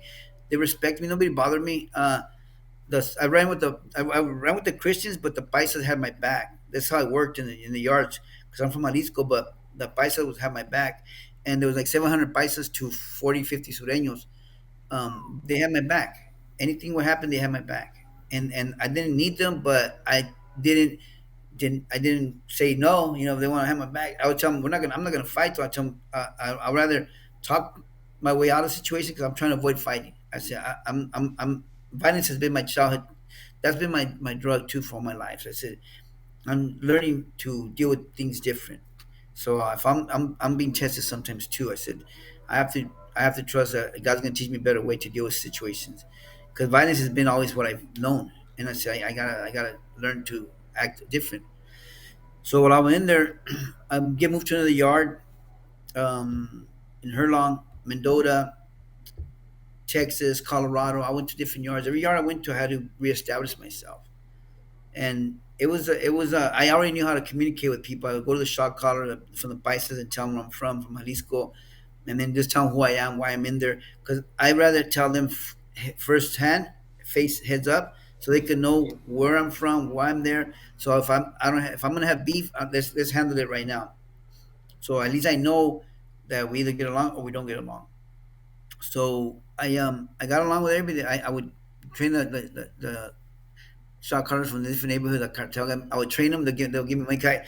I have black ones in different martial arts. Hapkido. I do jujitsu and other martial arts. So I would train them there. And they'll give me some cash. To me, it was survival. I was making money. I was training on the low, and I was kind of establishing myself. But I still was doing my Bible studies. It was mental health for me to do my little therapy. I do my training. Now do my little Bible studies. I needed to stay grounded, and I needed to get that balance in my life. I still knew where I was at. I still knew that anything could happen in there. People could go crazy because riots could happen. In some yards, riots would happen, and things to shut down the yards. So you're still in an active violent yard. You're still with a lot of different violent people. People did not everybody liked me. I knew that, but everybody knew who I was. I'm not playing games. I confront you, tell the truth. If you're somebody you have a problem with me, I'm gonna talk to you and tell what's going on. Did I do something to you? Did I ever arrest you? Did I ever rob you? What did I do to you? If you got something with me, let's talk about it. Let's handle it. Because I'm not gonna be walking around you talking behind my back. Let's take care of it. If you got beef with me, or we don't have to talk to me, we don't have to be friends. But if you have something you want to talk to me, let's handle it. So I had to do that because I don't like to. have to watch my back all the time in there because you're still in the yard. Still having people still don't like you talking behind your back. Sometimes I get triggered. I'll get triggered and want to beat somebody up in there. I'm like thinking, oh man, I got a couple more years to go. It's not worth it. You have a sureño talking behind my back, and I'm thinking, oof, man, I'll get this dude. I'm praying and saying, help me, Father. One day I couldn't sleep. I had to put a lock inside a sock, and I was gonna crack like five dudes in the yard and check in because I felt they were gonna jump me because I had beef with one of their shot callers, a Sureño old timer, who was talking behind my back, and I confronted him and told him, "Hey, what's going on? Well, I don't want you. I don't like when you bring this to. Like, look, I do my own program. You do your own program. I don't tell you what to do. I don't tell you you're moving your dope. You're doing your thing. I don't care what you do. Don't be in my business. I don't bother you. You don't bother me. I got a couple of times. I'm not. I don't got that long to go. Don't be my business. But after that, I felt that he was going to get his homeless. He jumped me, so I couldn't sleep. I put a lock on the sock. I was going to go crack the dudes, all of them, and check into the shoe and say, "Hey man, they tried to jump me and BS them." I was going through it, so I went through stuff too, and there wasn't easy. And healing was a process. But it's still ongoing, but I still had that frame of mind. I'm still, I'm still raised in that war mentality, So it was a struggle sometimes. It wasn't easy. It wasn't a walk in the park. Yeah, I got along with the dudes and people took care of me. God took care of me 100% for sure. But I still had to grow. I still had to heal a lot. I got out like 7 years ago and I've been free since and I've been doing good. And my main thing is to expose what's happening so people could do something about it. There could be a bridge between communities and cops because there's good cops, but then there's a bunch of ignorant people, cops that don't know any better, and then community people that don't know any better. So you look at the cop with the uniform, but you don't look at the person as a human being. And the cops, the same thing. They're not. They need to be trained in different areas too, to understand people. Like, hey, this culture here is different than that culture. Every culture is different because I did 16 years with people from every background. So I got to go to school that was my school too. They became my teachers too because everybody taught me something. So thinking I knew a lot from being a cop and working the street, I didn't know nothing because even though when I went in, I started learning more of the world of prison world, the human being in there, the broken person. Because I would talk to killers, shot callers, they'll break down in front of me. They would come to my cell and one on one would talk, and they'll break down and then here I am around these guys, but then you have the I know the background of the cop, I know the background of the guy in prison, the drug dealer, the gangster. I know all that, and then I'm a different person because I'm working on myself, but I also see the structure and the system, how damaged it is of the politics in prison, how that the politics is what also damages a human being who doesn't know how to just figure himself out to not go back, and to me, I started doing my own little program and research. I started studying. I started working when I got out on a rehab program that's called Beyond Bars. I started being a consultant for them, writing some of their material to help people in there get rehab. Because I'm good at this stuff, and I started putting it together and helping this program. And I was a consultant, and it was good. But the main guy got hurt in a Mino car accident, so I stopped working for them. But I still once they eventually I want to go back and helping him. But I was trying to put together some programs to help prisoners because there's people that want help, but there's people that know they want help, but they're afraid to step up and say, "I want help because I don't want my homeboys to make fun of me." You know how it is. And then the guys that pick up the Bible, the fake ones and the real ones, because I didn't pick up the Bible. To me, my kind was like really got a hold of me and said, "You better get your act right because you're either gonna stay here or you're gonna die. Bottom line, because I wasn't gonna stop. I was gonna go on a suicide mission. And when I realized that how much damage I've caused, and then how much forgiveness God is offering me, and how am I not gonna forgive people if God's forgiving me for my stuff? So that right there was a no brainer. And I didn't care if I was in prison. And like, dude, if that's where you got a hold of me, this is where I need it, because I wasn't gonna stop. If how else I was not listening to nobody, I wasn't listening to anybody. So how else was gonna get a hold of me? He been trying to get a hold of me for the longest. The night I got arrested, I was already gonna take three people out that did me dirty, and these are part of my crew. These are people in my crew that work for me. That we had rules. I told them the rules are like this. If you violate my rules, you die. These guys didn't know I was gonna hit them that night.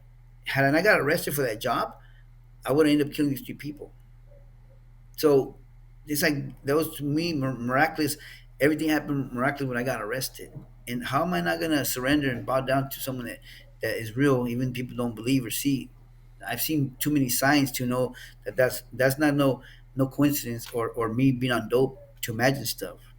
It's reality. God is real, and that's why I started seeing so many signs in prison, so many miracles in prison. It made me a strong believer in there. So I walk the yard with peace. I walk the yards in peace with peace. I help people in there. You name it. I didn't care who you are. If you want to help, I'll help you.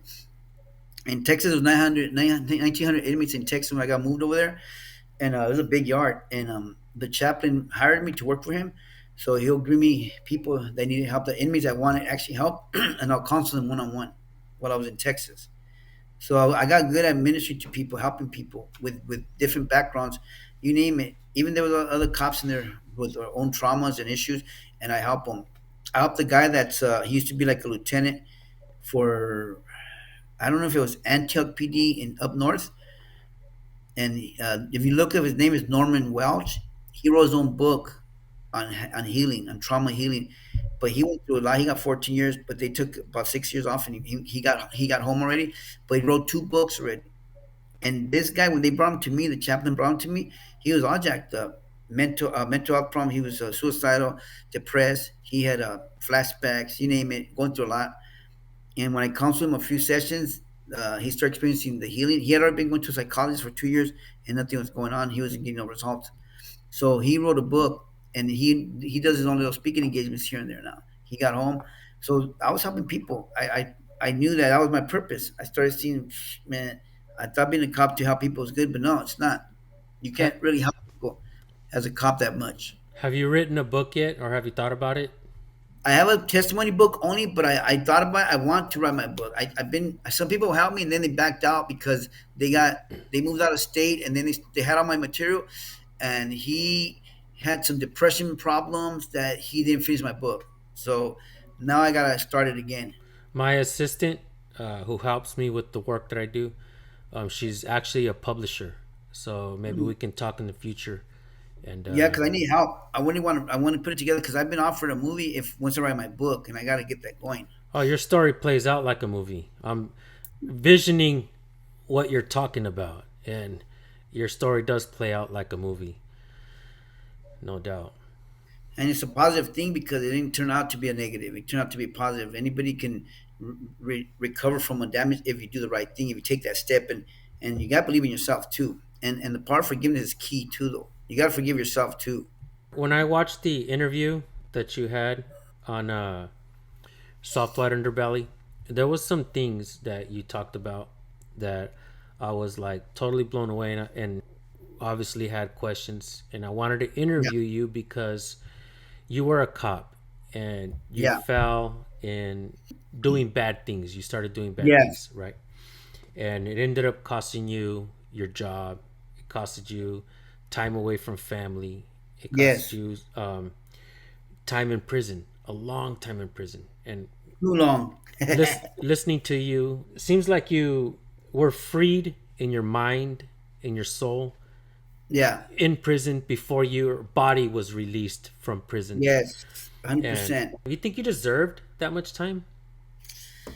No, no, because the state will give you for what I did. They'll give you 5 years, 10 years, and then cut it in half. But honestly, I don't think I did because it could have gotten worse for me because I did 7 years in shoe. Mm. If it wasn't for my faith and me being persistent and persevering in my own struggles and enduring what because I had to endure a lot too. Because I could have flipped, right? I could just, because I was going through a lot of torment too. um, Getting outside help would have been better for me, like being out and reaching out for help. Because in there, I was limited to what kind of help I could get. I was desperate, so my sister called this ministry that was they were professional Christian psychologists that came to see me. But from there, I started feeling like a hope, relief. Like I'm like, oh man, finally, the mental health. Because I had PTSD, but I didn't really know what PTSD was back then. They didn't even have a name for it. I just knew that I was being mentally, I was being tormented, attacked. Emotionally, there was so much stuff going on with me from being shot, being in shootings. Everything was accumulating, and trust me, the help would have been better out here. But I persevered through it because I got real desperate, and because my fighting mentality of a boxer, martial artist, really helped me not quit, not give up. Because I don't know how to give up or quit. that helped me. But not everybody has that, you know. Um, but really, to me, I learned my lesson when I in a few months into it, I realized how wrong I was because I started reflecting in myself right away. When I was 3 months in, I started reflecting and saying, "What the heck happened to me? This is not who I am. This is not what I want to be. This is not what I became. How did I become this guy? I didn't want to be this guy. I always grew up in an environment around that, staying away from that for a reason. I knew there was something good for me to do. My life was not to be a criminal or go to prison. That was not me. So while I was reflecting the first 3 months, I already knew that's not who I wanted to be. I just wanted to see what happened to me, where I went wrong. And the more I did that, sorry, the more I looked into myself, the more I realized all my unresolved hurts, unforgiveness, things I was dealing that I never really addressed as a kid, as an adult, that accumulated. And then I ended up just getting on this revenge spree, unforgiveness, bitterness spree, hate spree, whatever was going on. But had I gotten like the right help in the beginning, of course I went that route. But at the same time, it taught me a lot about myself and about other people. Now, yeah, I would have learned my lesson with a few years. I would have been out, and I still would have been on it because I made a commitment to God to do right, do good. So I wasn't going to come out and pretend. I wasn't going to be in there pretending with the Bible because I'm scared. Oh, I'm hiding behind the Bible. That wasn't my case. My case was I'm a real person. I'm real with myself. Nobody ever, when I was saying I was going to the Olympics, nobody ever persuaded me to leave that goal. That was my goal. I'm going, and nobody's gonna stop me. So when I'm committed to something, I'm committed 100%, and I'll pay the price for it. Whatever I have to get, I'll do it. When I went to the bad side, I was committed that way too. Negative, of course. I was down to go out in a blast. I didn't care, and I was down to do time. I didn't care. But see, that's the negative mentality.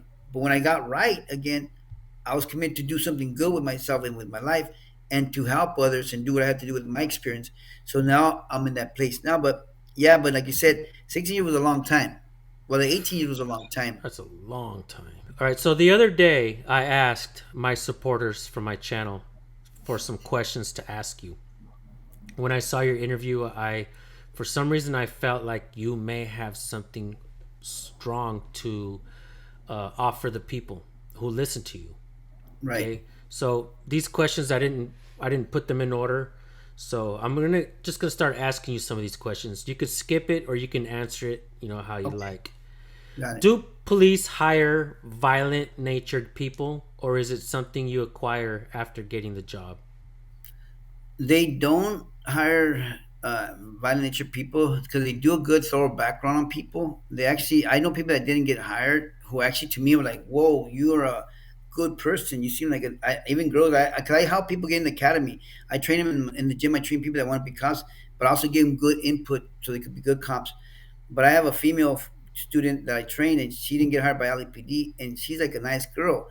And I'm like, what happened? And she showed me her paperwork. It's more like they said she was not like street savvy. And I'm like, wait a minute, you're good.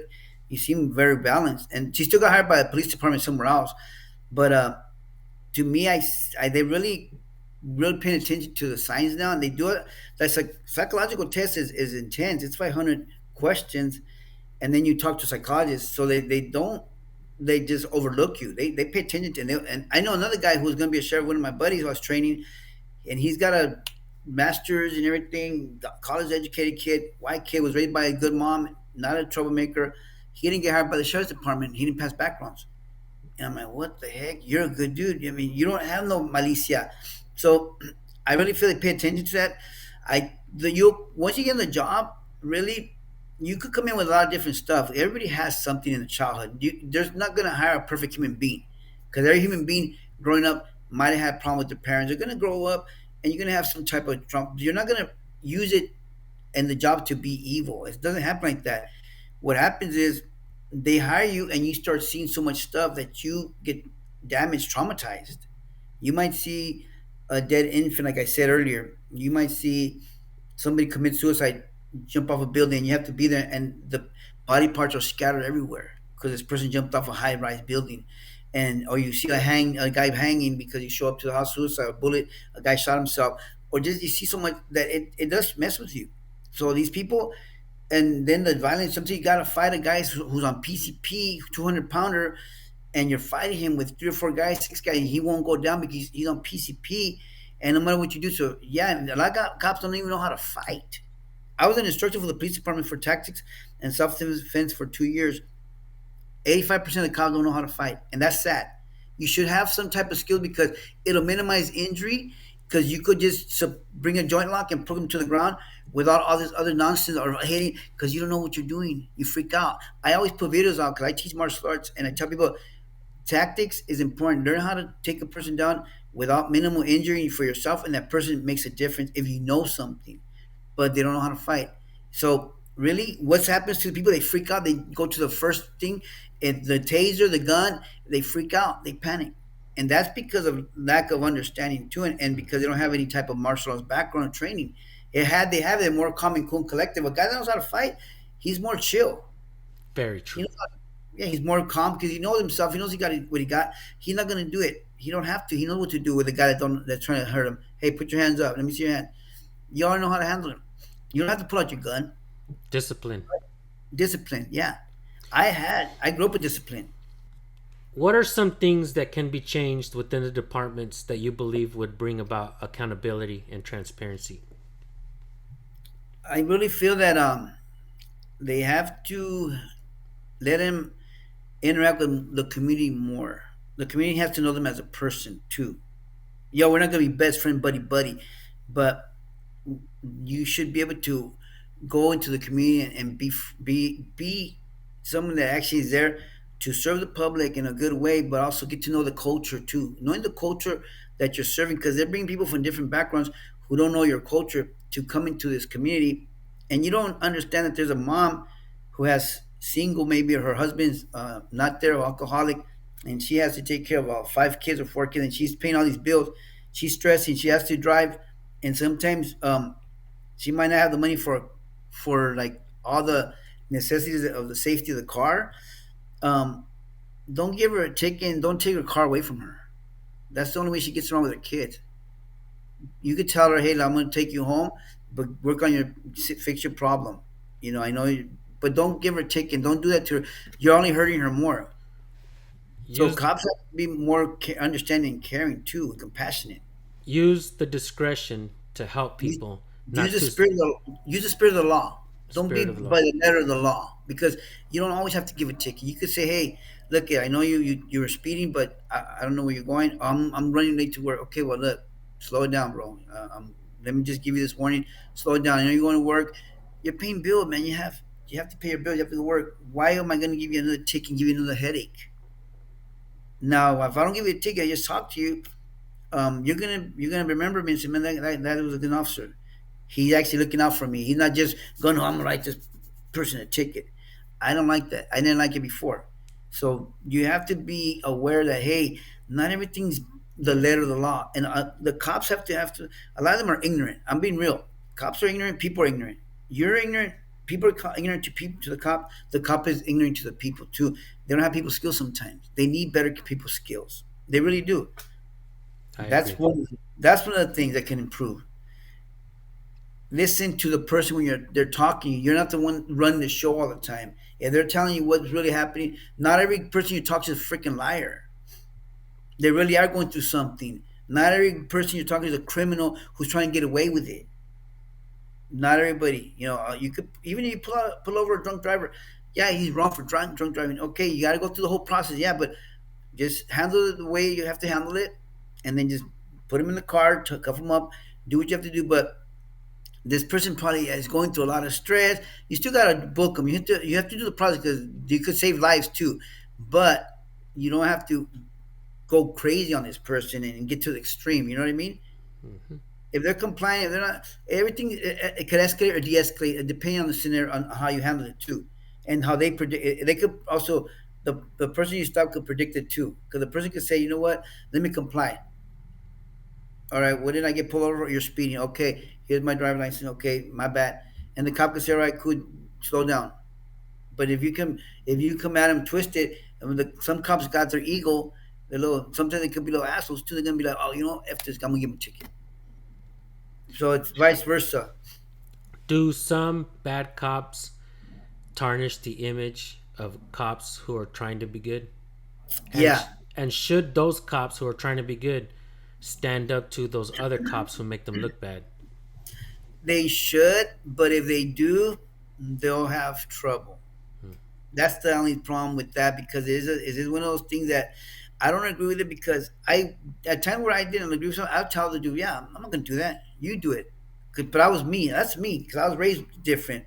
I'm not afraid of these chillones or people trying to turn me because I'll confront everybody because that was how I was back then. I'll confront every guy in the department and smack him around if I back then if you want to talk crazy, because I didn't put up with that stuff. But nowadays, if you're a cop and you see something wrong, you should confront it. Hey, I'm not doing that, man. You better not stop doing that crap. What do you sign up for?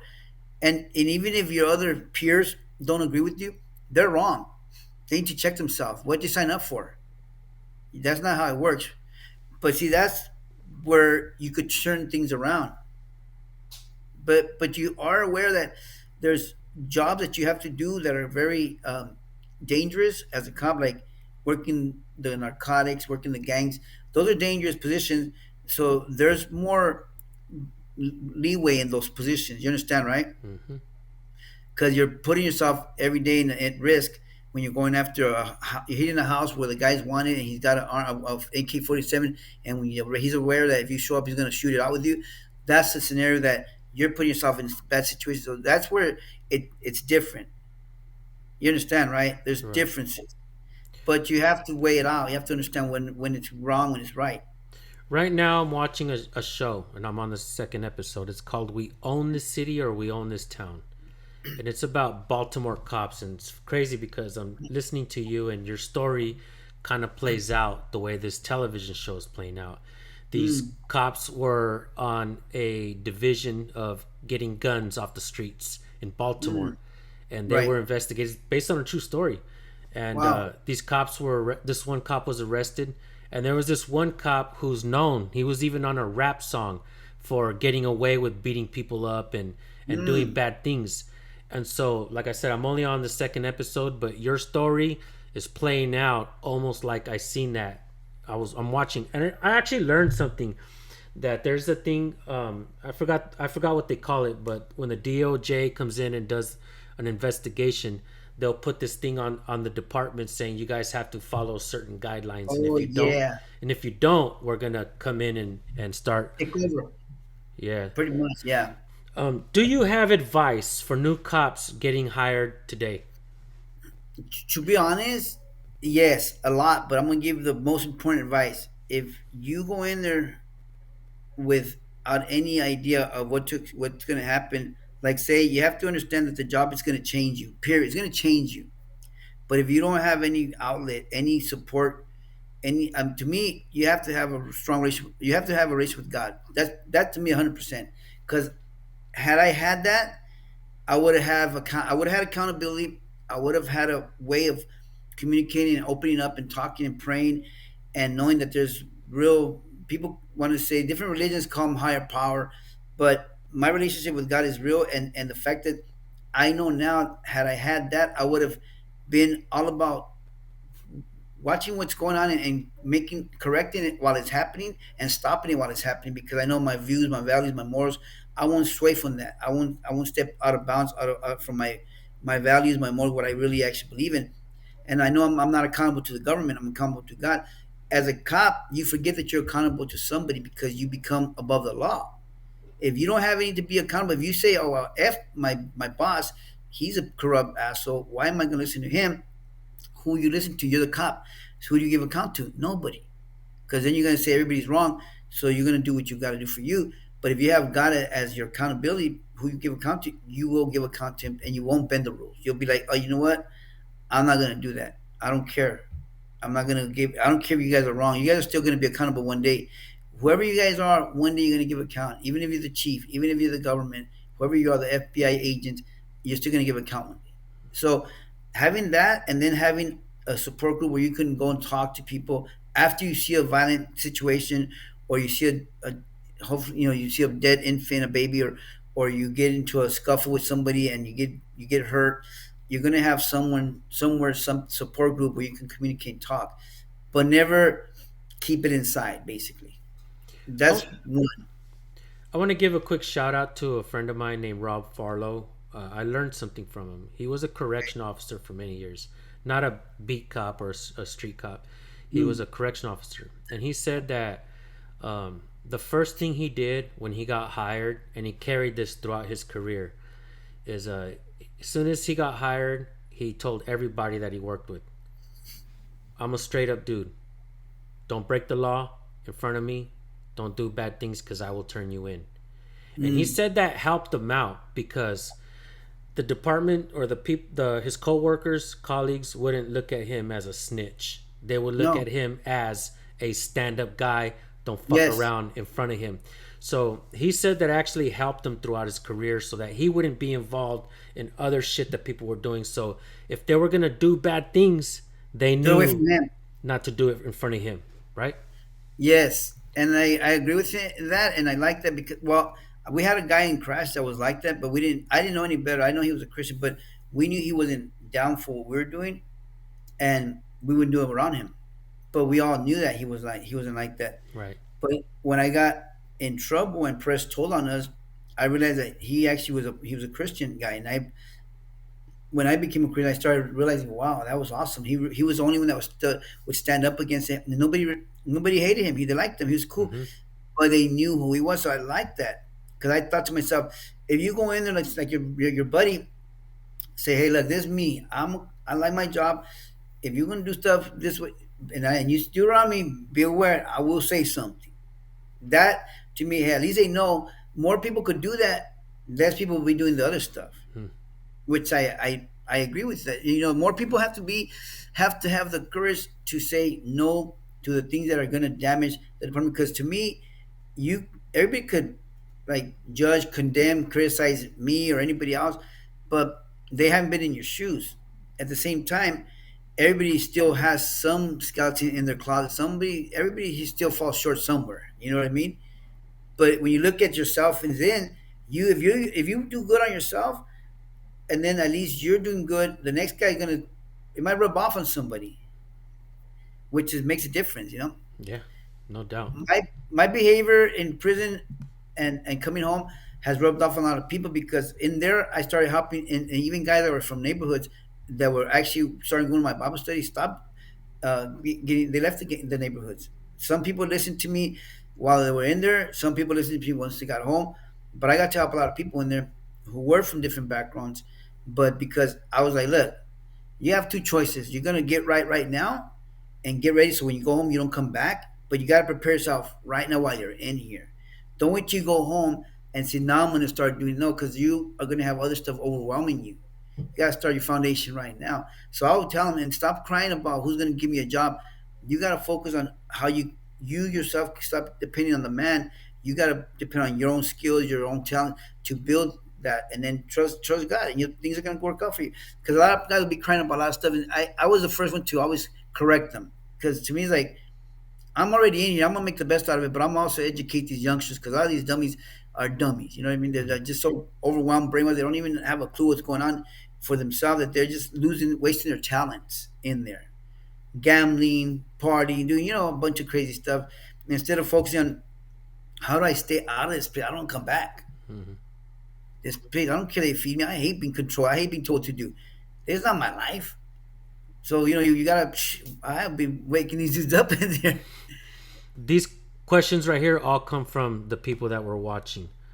Um, what about advice you would give cops who right now are actively involved in participating in unethical practices?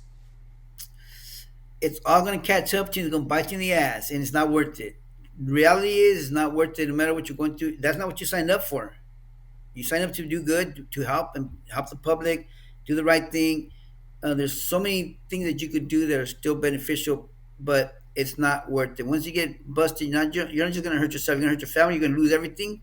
You're gonna have to start over, and you end up by doing time. And people don't like cops in prison. First of all, um, I was good, thank God, but I believe that no matter what, had it not been for that, I would have had problems. I would have had violent problems. Things would have happened. But at the same time, it's not worth it. None of that is worth it. There's other ways. You didn't sign up for that. This question comes from me. Do you believe the? I guess this is a thousand-year-old question. Yeah. Should cops be able to break the law to catch a criminal? That to me, it's a gray area because you have to remember, one time we got a phone call from the detective say, hey, they have a female, 15-year-old female, the MS-13 guys have her kidnapped in her own apartment with her parents, and they've been raping her, and they said they're gonna shoot it out with the cops. So, how would you go about that? How do you save this girl and not have to somehow get creative? And that's where you have to understand the gray area. See what I mean? There's times that we might have to, not to the extreme where you're planting evidence on people, but you have to flush these people out of the apartment. How are you going to get the criminals out of the apartment so you don't hurt the victims? Hmm. Scenarios are different. Every scenario, it's hard because sometimes you could be in a moment where you have to react. You can't sometimes have time to think, and you might have to just react on the moment. Like say I have to get into a house because for sure there's somebody in the house, and the girl's getting raped. Something happening. I gotta break the door down. I don't have a search warrant, but I know that crime is going on right now. Do I just kick the door down and save the girl's life, or do I wait for the warrant? Hmm. Do you understand? Yeah. Every scenario is different. I don't have all the answers to that because there's too many different scenarios that will. You remember, there's no routine radio call, so you might be stuck in a situation where you might have to just act on the spot, and you might break the law to save a life. You might. My question as well. This is for me as well. Do you think policing is different today than it was when you were a cop back then? Oh, 100%. We didn't have all the cameras on the body cams. Um, People had more respect too back then because the streets were being more monitored better by the gangsters were also taking care of their own people too. The gangs, the shot callers, they understood the system, how the gang you operate. Because we would tell them, hey, you guys are doing your stuff. We're not gonna stop you. But when it comes to victims, we're gonna jump. We're gonna step in. The only thing is these walls gotta get painted, and the thing is, it's your guys' responsibility. Excuse me. Bless you. Salud. Thank you. It's your guys' responsibility, or else we will have problems. So they understood that, hey, get the youngsters to paint the wall, and we're gonna control our own people because we want to operate. And we know if we don't, we're gonna have problems. We're gonna have problems from our sergeants. Now you guys are gonna have problems. So there was a mutual respect, and it was monitored. It was run good. Even if you couldn't stop them killing each other because they were at war with each other, that's the gang life. But you also understood that there was things you could do as a cop where the gangsters were gonna function work with you. The shot caller, he's not your partner, but he's gonna talk to his boys because he's a three striker and he don't want to go to jail. He don't want to go down for a gun or whatever. So they're gonna take care of business. But it was a mutual thing, you know. Now things are different because of the things are coming out. Youngsters are different. They're not being dealt with the right way. A lot of things have changed. The laws are also have changed too, where they're not afraid of the consequences. I train a I train one of my students in the gym, and his dad is a probation officer. He told me that a kid, a 16-year-old, 17-year-old kid, shot in a matter of 2 hours, shot two kids and killed them in Southgate. He's his probation officer. The kid thought he was going to be charged with as a youngster and not get any time. He thought I'm get out. I'll get out in a few years. Well, now they want to give him 100 years.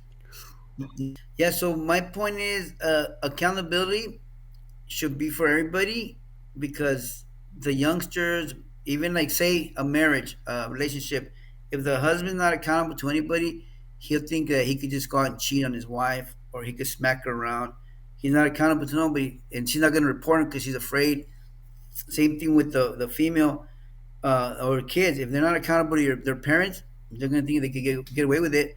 No accountability. You have to be accountable, and you have to not just be afraid of the consequences. Just accountability makes a big difference overall.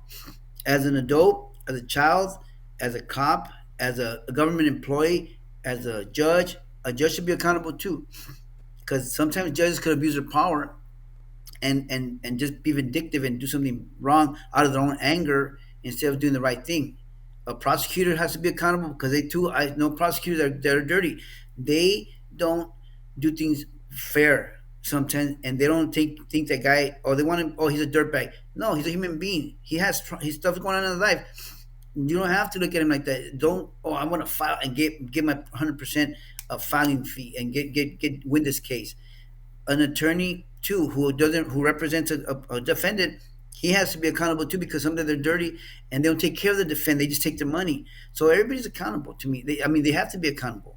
Right. They have to be because I don't believe in these guys get they're above the law because they're still going to be accountable eventually. But I mean, right now they should be accountable overall.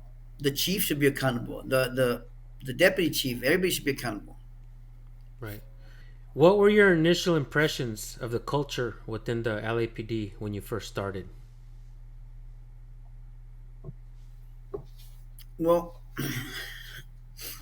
I didn't. It was a good impression because when I was working patrol, the guys I worked with they were good partners of mine. They were good training officers. The two guys that I worked under when I was in South Central, I saw that one of them was a 25-year veteran and he was good. The white guy who worked in South Central all his life, to me, I was good. And but once I started like I think once I got into my first year and I got shot and I didn't work on myself, I still joined the. I still was working in patrol. I was still doing good, but when I started seeing Rampart, and then my my training officer like cussed at some guys in the corner that were always in the corner. I didn't know what they were doing because I was a rookie. I come to find out they're all drug dealers selling drugs, but I'm thinking I would hear them cussing at these guys, and I'm like, why is he cussing at everybody? But I couldn't find out that they were selling drugs and people complaining about them and they don't leave. So I'm like, huh, I get it. I understand this system. And then when I started doing it, I was like, hey, look, guys, I'm gonna complain that guys moving your drugs. Go get out of here. If you don't leave, I'm gonna come back and crack you guys. So if they didn't leave, we get over there and then we start searching them and then putting the pressure on them because they're not leaving. Now they know they don't want to be there, but they're selling dope and the people that live there don't want them there and they're complaining. But if they don't leave and we're not doing our job, we look like we're not doing our job. We're not helping you. So to us, it was like, no, we're gonna help you guys. So you guys get out of here. Because I grew up in that environment where drug dealers were in front of my house selling drugs, but you didn't call the cops. You just let it happen. Do you think cops should be patrolling the areas that they're from? Or do you agree with the way it is where cops can just get hired from other areas to come and police a certain neighborhood? I really think that's still tough. Like for them to do that, it is tough, but they don't have no choice because I think there's so many cities to patrol. But I agree with you. I would prefer people that grew up in the area to take care of that area because they relate to the people, the culture, everything. Hmm. And when you have people that you're not familiar with, that aren't familiar with you, there's more like who's this stranger right here? Who's this weirdo? Don't know nothing about my culture. This white guy, this Asian, whatever. He wasn't raised out. He don't understand us. Or you go to an Asian culture to be a cop there, they're not gonna really relate to you. You're not gonna relate to them that much. It's more. I think that would help a lot. I think that would really help. And as long as a cop doesn't become too comfortable where he's taking gratuities or free stuff because they like him too much because Yeah. then you could somebody you could compromise. Right. So but you Right. still have to do your job, but I think it makes a difference though. How are whistleblowers dealt with? Anything stand out that you can remember? Yeah, if you're a whistleblower in the department, you can get yourself hurt. So you have to, if you're gonna do it, you better be ready for what's gonna come with it. But if you have to, you have to do it. I remember like scenarios where people, if you're known to be one of those persons, they won't respond to your radio calls if you need help. And unfortunately, that's just the messed up culture of some angry amargados, bitter dudes on the department. Because if you told on their partners, even if their partners are wrong, and you told on them, it's like I said, they won't take accountability. They won't be like, oh, you know what, he was wrong. He shouldn't have done that. They won't do that sometimes. And if you're the one that's told on them, of course you're the bad guy for telling on the right, doing the right thing. You're the bad guy. Sometimes, I mean, I think that culture is twisted, but it's the same thing with neighborhoods, with gangs. You're a gangster and you're robbing, doing all this stuff. But if somebody tells on you, you're wrong for telling on the. And when you victimize all these people, so you shouldn't tell on you because you want to keep advancing your criminal lifestyle. It doesn't make sense, right? It's the same Hmm. thing. And then they're gonna kill you because you told on the criminals that are doing the bad stuff, and then you're gonna tell on the dirty cop, and now you're the bad guy for doing the right thing. It doesn't make. That's how twisted the world is sometimes, Yeah. and I don't agree with it. Um, how did systematic issues within the LAPD contribute to the decisions you made? A lot because I saw the department for what it was in my experience, my time. I saw it's to each his own in a sense. They're promoting, and you're just a number to them in the management. When I got in my first shootout, it wasn't about caring for my well being. It was about hurry up and come back to work, to make the arrest, the numbers, not hey, take your time. Oh, you know what? Let me recommend some psychologists to help you talk. You haven't been to a psychologist. They didn't even think about that. They didn't even care that I didn't go to a psychologist. I didn't know any better because I was a rookie. I had no idea I should go talk to a psychologist. Had they brought me to one, I would have probably been able to say, hey, you know what? Why am I having all these bad thoughts? Why am I going through this of being shot? Why am I being tormented at night? Or this flashbacks. Why am I thinking how not to get shot? It's just a torment. So I didn't get that. So the department itself in the beginning, I saw that a lot of them say they're going to be cops to help, but then they get on the job, they just want to promote, climb the ladder, and they forget that that's not their initial. That wasn't their initial story when they first signed up, and then they just promote, and then they just think about themselves, their image, their ego, not about the community that they're working with or helping, and they just forget about it. So then now when they're up there and they never work the field, they want to come down on the police officer working the field and Monday night quarterback them when they never worked the field. They just promote it and never really understood the community and what happens to a cop while he's working. And now the cop that's dealing with you up here saying, F this dude, what is he pencil pushing bastard? Doesn't understand me. So then it becomes a morale thing in the department within the department. So then you have the problems, the breakup in the department because of that. So then cops are now thinking, well, I'm not going to do my job because I'm not going to get in trouble. Because management's going to come down because they got that guy got fired for this, or that guy got laid off for this, or this guy got in trouble for that. So then you start being more afraid about getting in trouble than doing your job. That you rather put on blinders and just handle radio calls and try to get into the obs arrest because you don't want to get in trouble. So that's what happens. You're not the first ex cop that I've spoken to, but you are the first ex cop that I've spoken to that's been convicted for what you've done within the Right. department.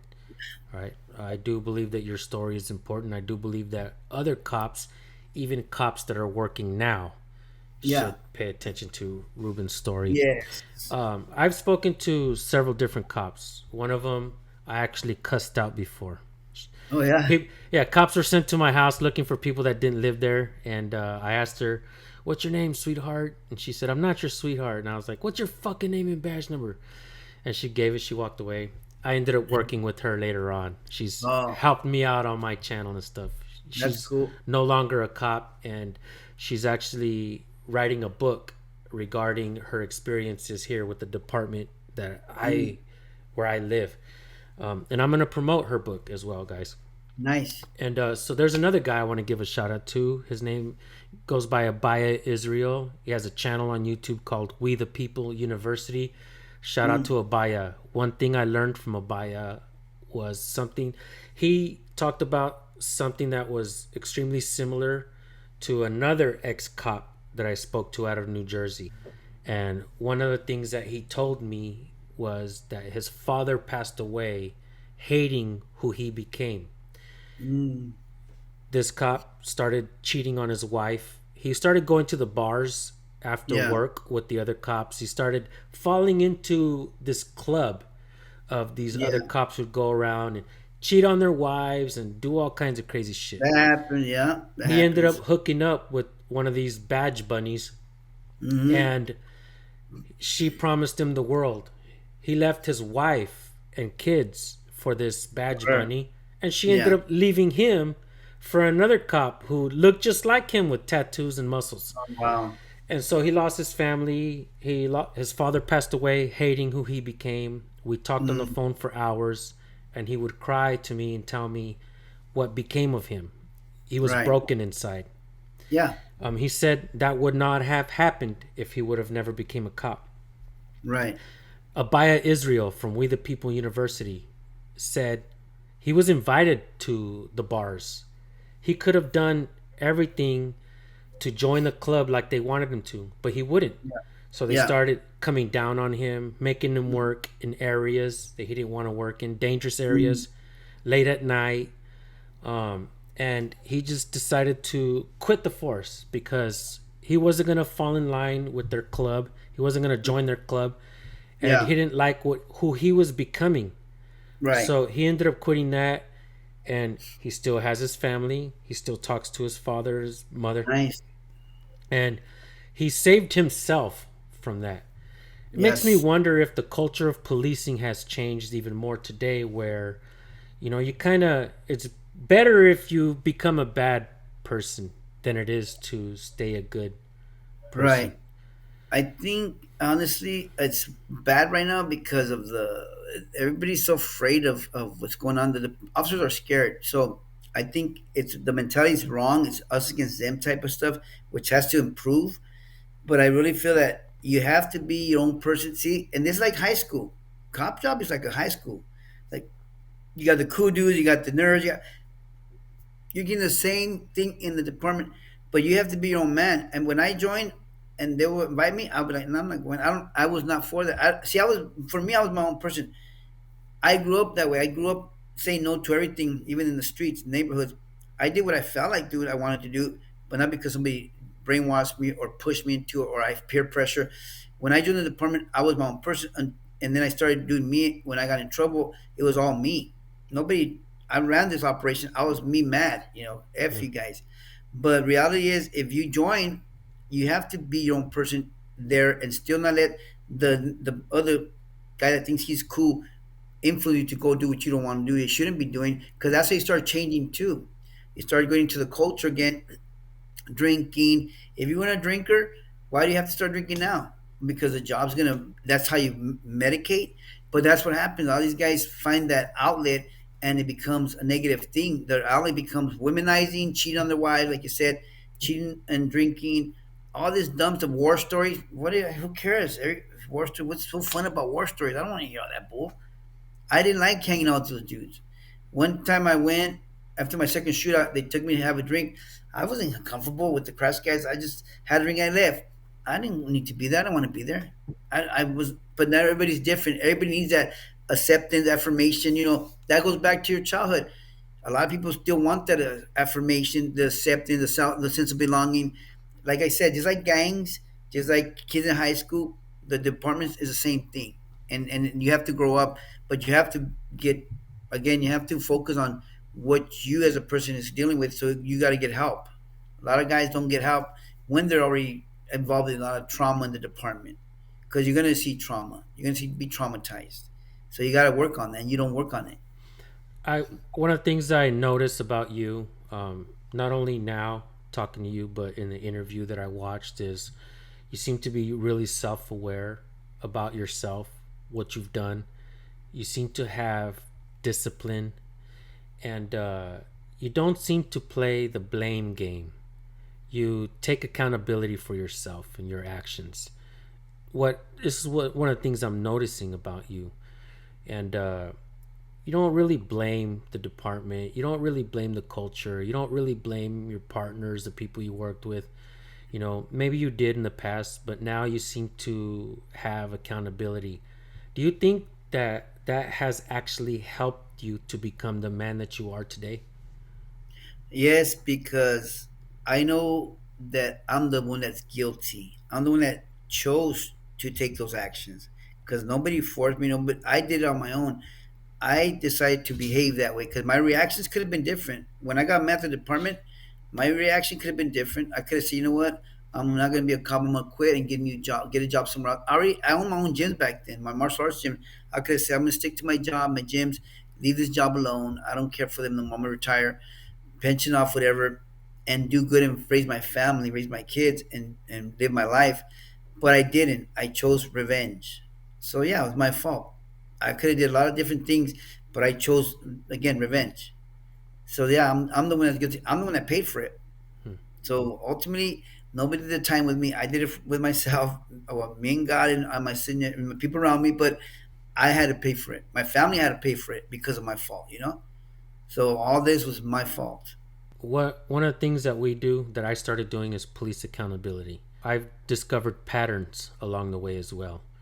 Mm-hmm. I'm not gonna lie, I started off like some of the other channels. Middle finger up, cussing Yeah. cops out, fuck Right. you, you're a piece of shit, pig, Right. yada yada yada. Yeah. But naturally that wasn't me.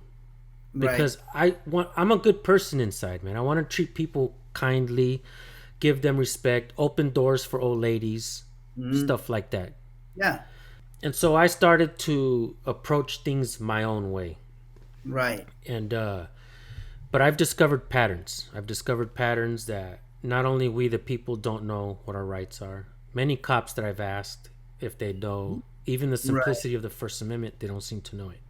Right. And cops swear an oath to the Constitution to get the job, to protect and defend the Yeah. Constitution. But we see a lot of patterns of cops not knowing the First Amendment. Right. I've asked hundreds of cops if they know the First Amendment, as many other people that do what I do also do the same thing and ask cops if they know the First Amendment. Right. And we don't see cops answering that. Most of them don't. They're on. Some of them are really honest and say, "I don't know it. You're putting me on the spot. I don't know it." The other Right. day, I took my family to Pismo Beach, and Mm. favorite burger joint, Cool Cats, right? Right. I see a cop and I walk up and I was like, "Hey, officer, let me ask you a quick question." He turns around and he says, "I know you. I'm from Bakersfield." He's like, I go, "Oh, get the fuck out of here. You used to work BPD?" And he said, "Yeah." And I was like, "What's my channel?" And he's like, "Oh, don't tell me." He's like, "San Joaquin." And I was like, "Hell yeah." Shook his hand. Yeah.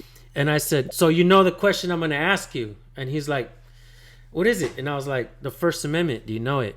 And he's like, "Freedom of speech. Do your thing, bud." And I was like, "What else?" And he's like, "Ah." Oh. And I was like, "Press, religion, assembly, Religion. petition." Yeah. And he's like, "Yeah, keep me on my P's and Q's, man." And we had a good conversation. We shook hands, Right. fist bump. He left, and it was a good interaction. People actually liked that interaction. I put it Right. on my Right. Right. YouTube channel to That's show. good. Not too long ago, I did a cop watch here in Bakersfield. There was two cops on scene, and I try not to interrupt. Most of the time, I'm just sitting there documenting, trying to Yeah. observe, record, and if I get a chance, I'll talk to them when they're done. Right. And I did. One cop walked the lady to her vehicle, and the other cop stood there, and I said, "Hey, man, mind if I ask you a question?" He said, "No, go ahead." I was like, "You know the First Amendment?" He's like, "Oh, I thought you were going to ask me a good question." I was like, "There's no better question. It's part Right. of your Right. job. It's not an opinion. It's part of your job." And he Yeah. said, "No, he just, nah, man." He just kind of ignored me and walked away. Right. The other cop came back, and I asked him if he knew it, and he did. He said, "Press, religion, assembly, petition, and speech." And I was like, "Man, are you an avid watcher of my channel?" He's like, "Are you with San Joaquin?" I was like, "I am him." He said, "Yeah." That moment I was walking away, I realized that right now, my channel, myself, and many other people that do what I do are doing the government a favor. Favor. Yeah. We're doing the people a favor. We Yep. are teaching people what their natural rights are. Which You is know, good. how to apply them. Yes, thank you. And I believe that it's important for we the people to know it and understand it. And I believe that it's important for cops who are on the job today, future cops who want to become cops, to truly know it and understand it. I think of cops getting hired without knowing this is like hiring a mechanic who doesn't know what a carburetor is. Right. It's like, really, you want to become a mechanic, but you don't know what a carburetor is. Yeah, we're going to train Right. you on the job. No mechanic shop is going to train someone on They're the not. job. No. So, do we even need to throw more money at training? Or should Right. we say, nah, you guys at least need to know the simplicity of it before applying?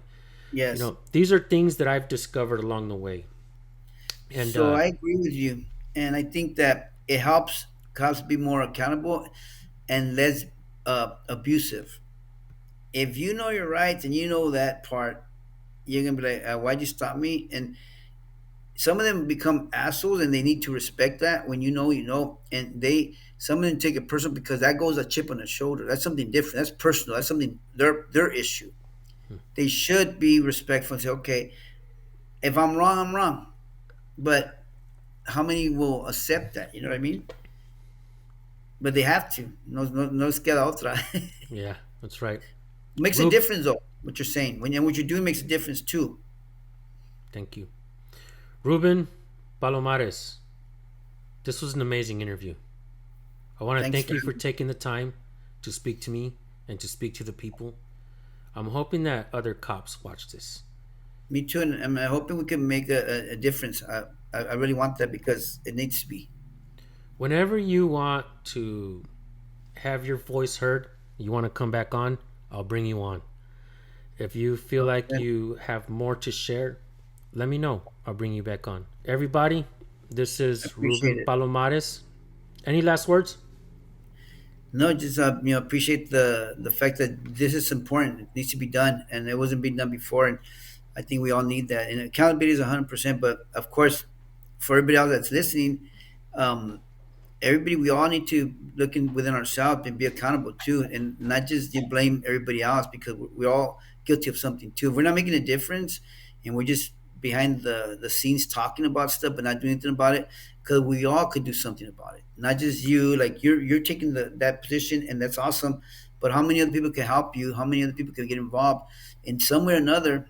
We all can make a difference because it's not just a one lone ranger situation. And like me, I want to help. I want to do stuff, but I know we all need some type of help in some ways because we know that there's more people that could actually step up. But not they wait for us to step up to do something about it, right?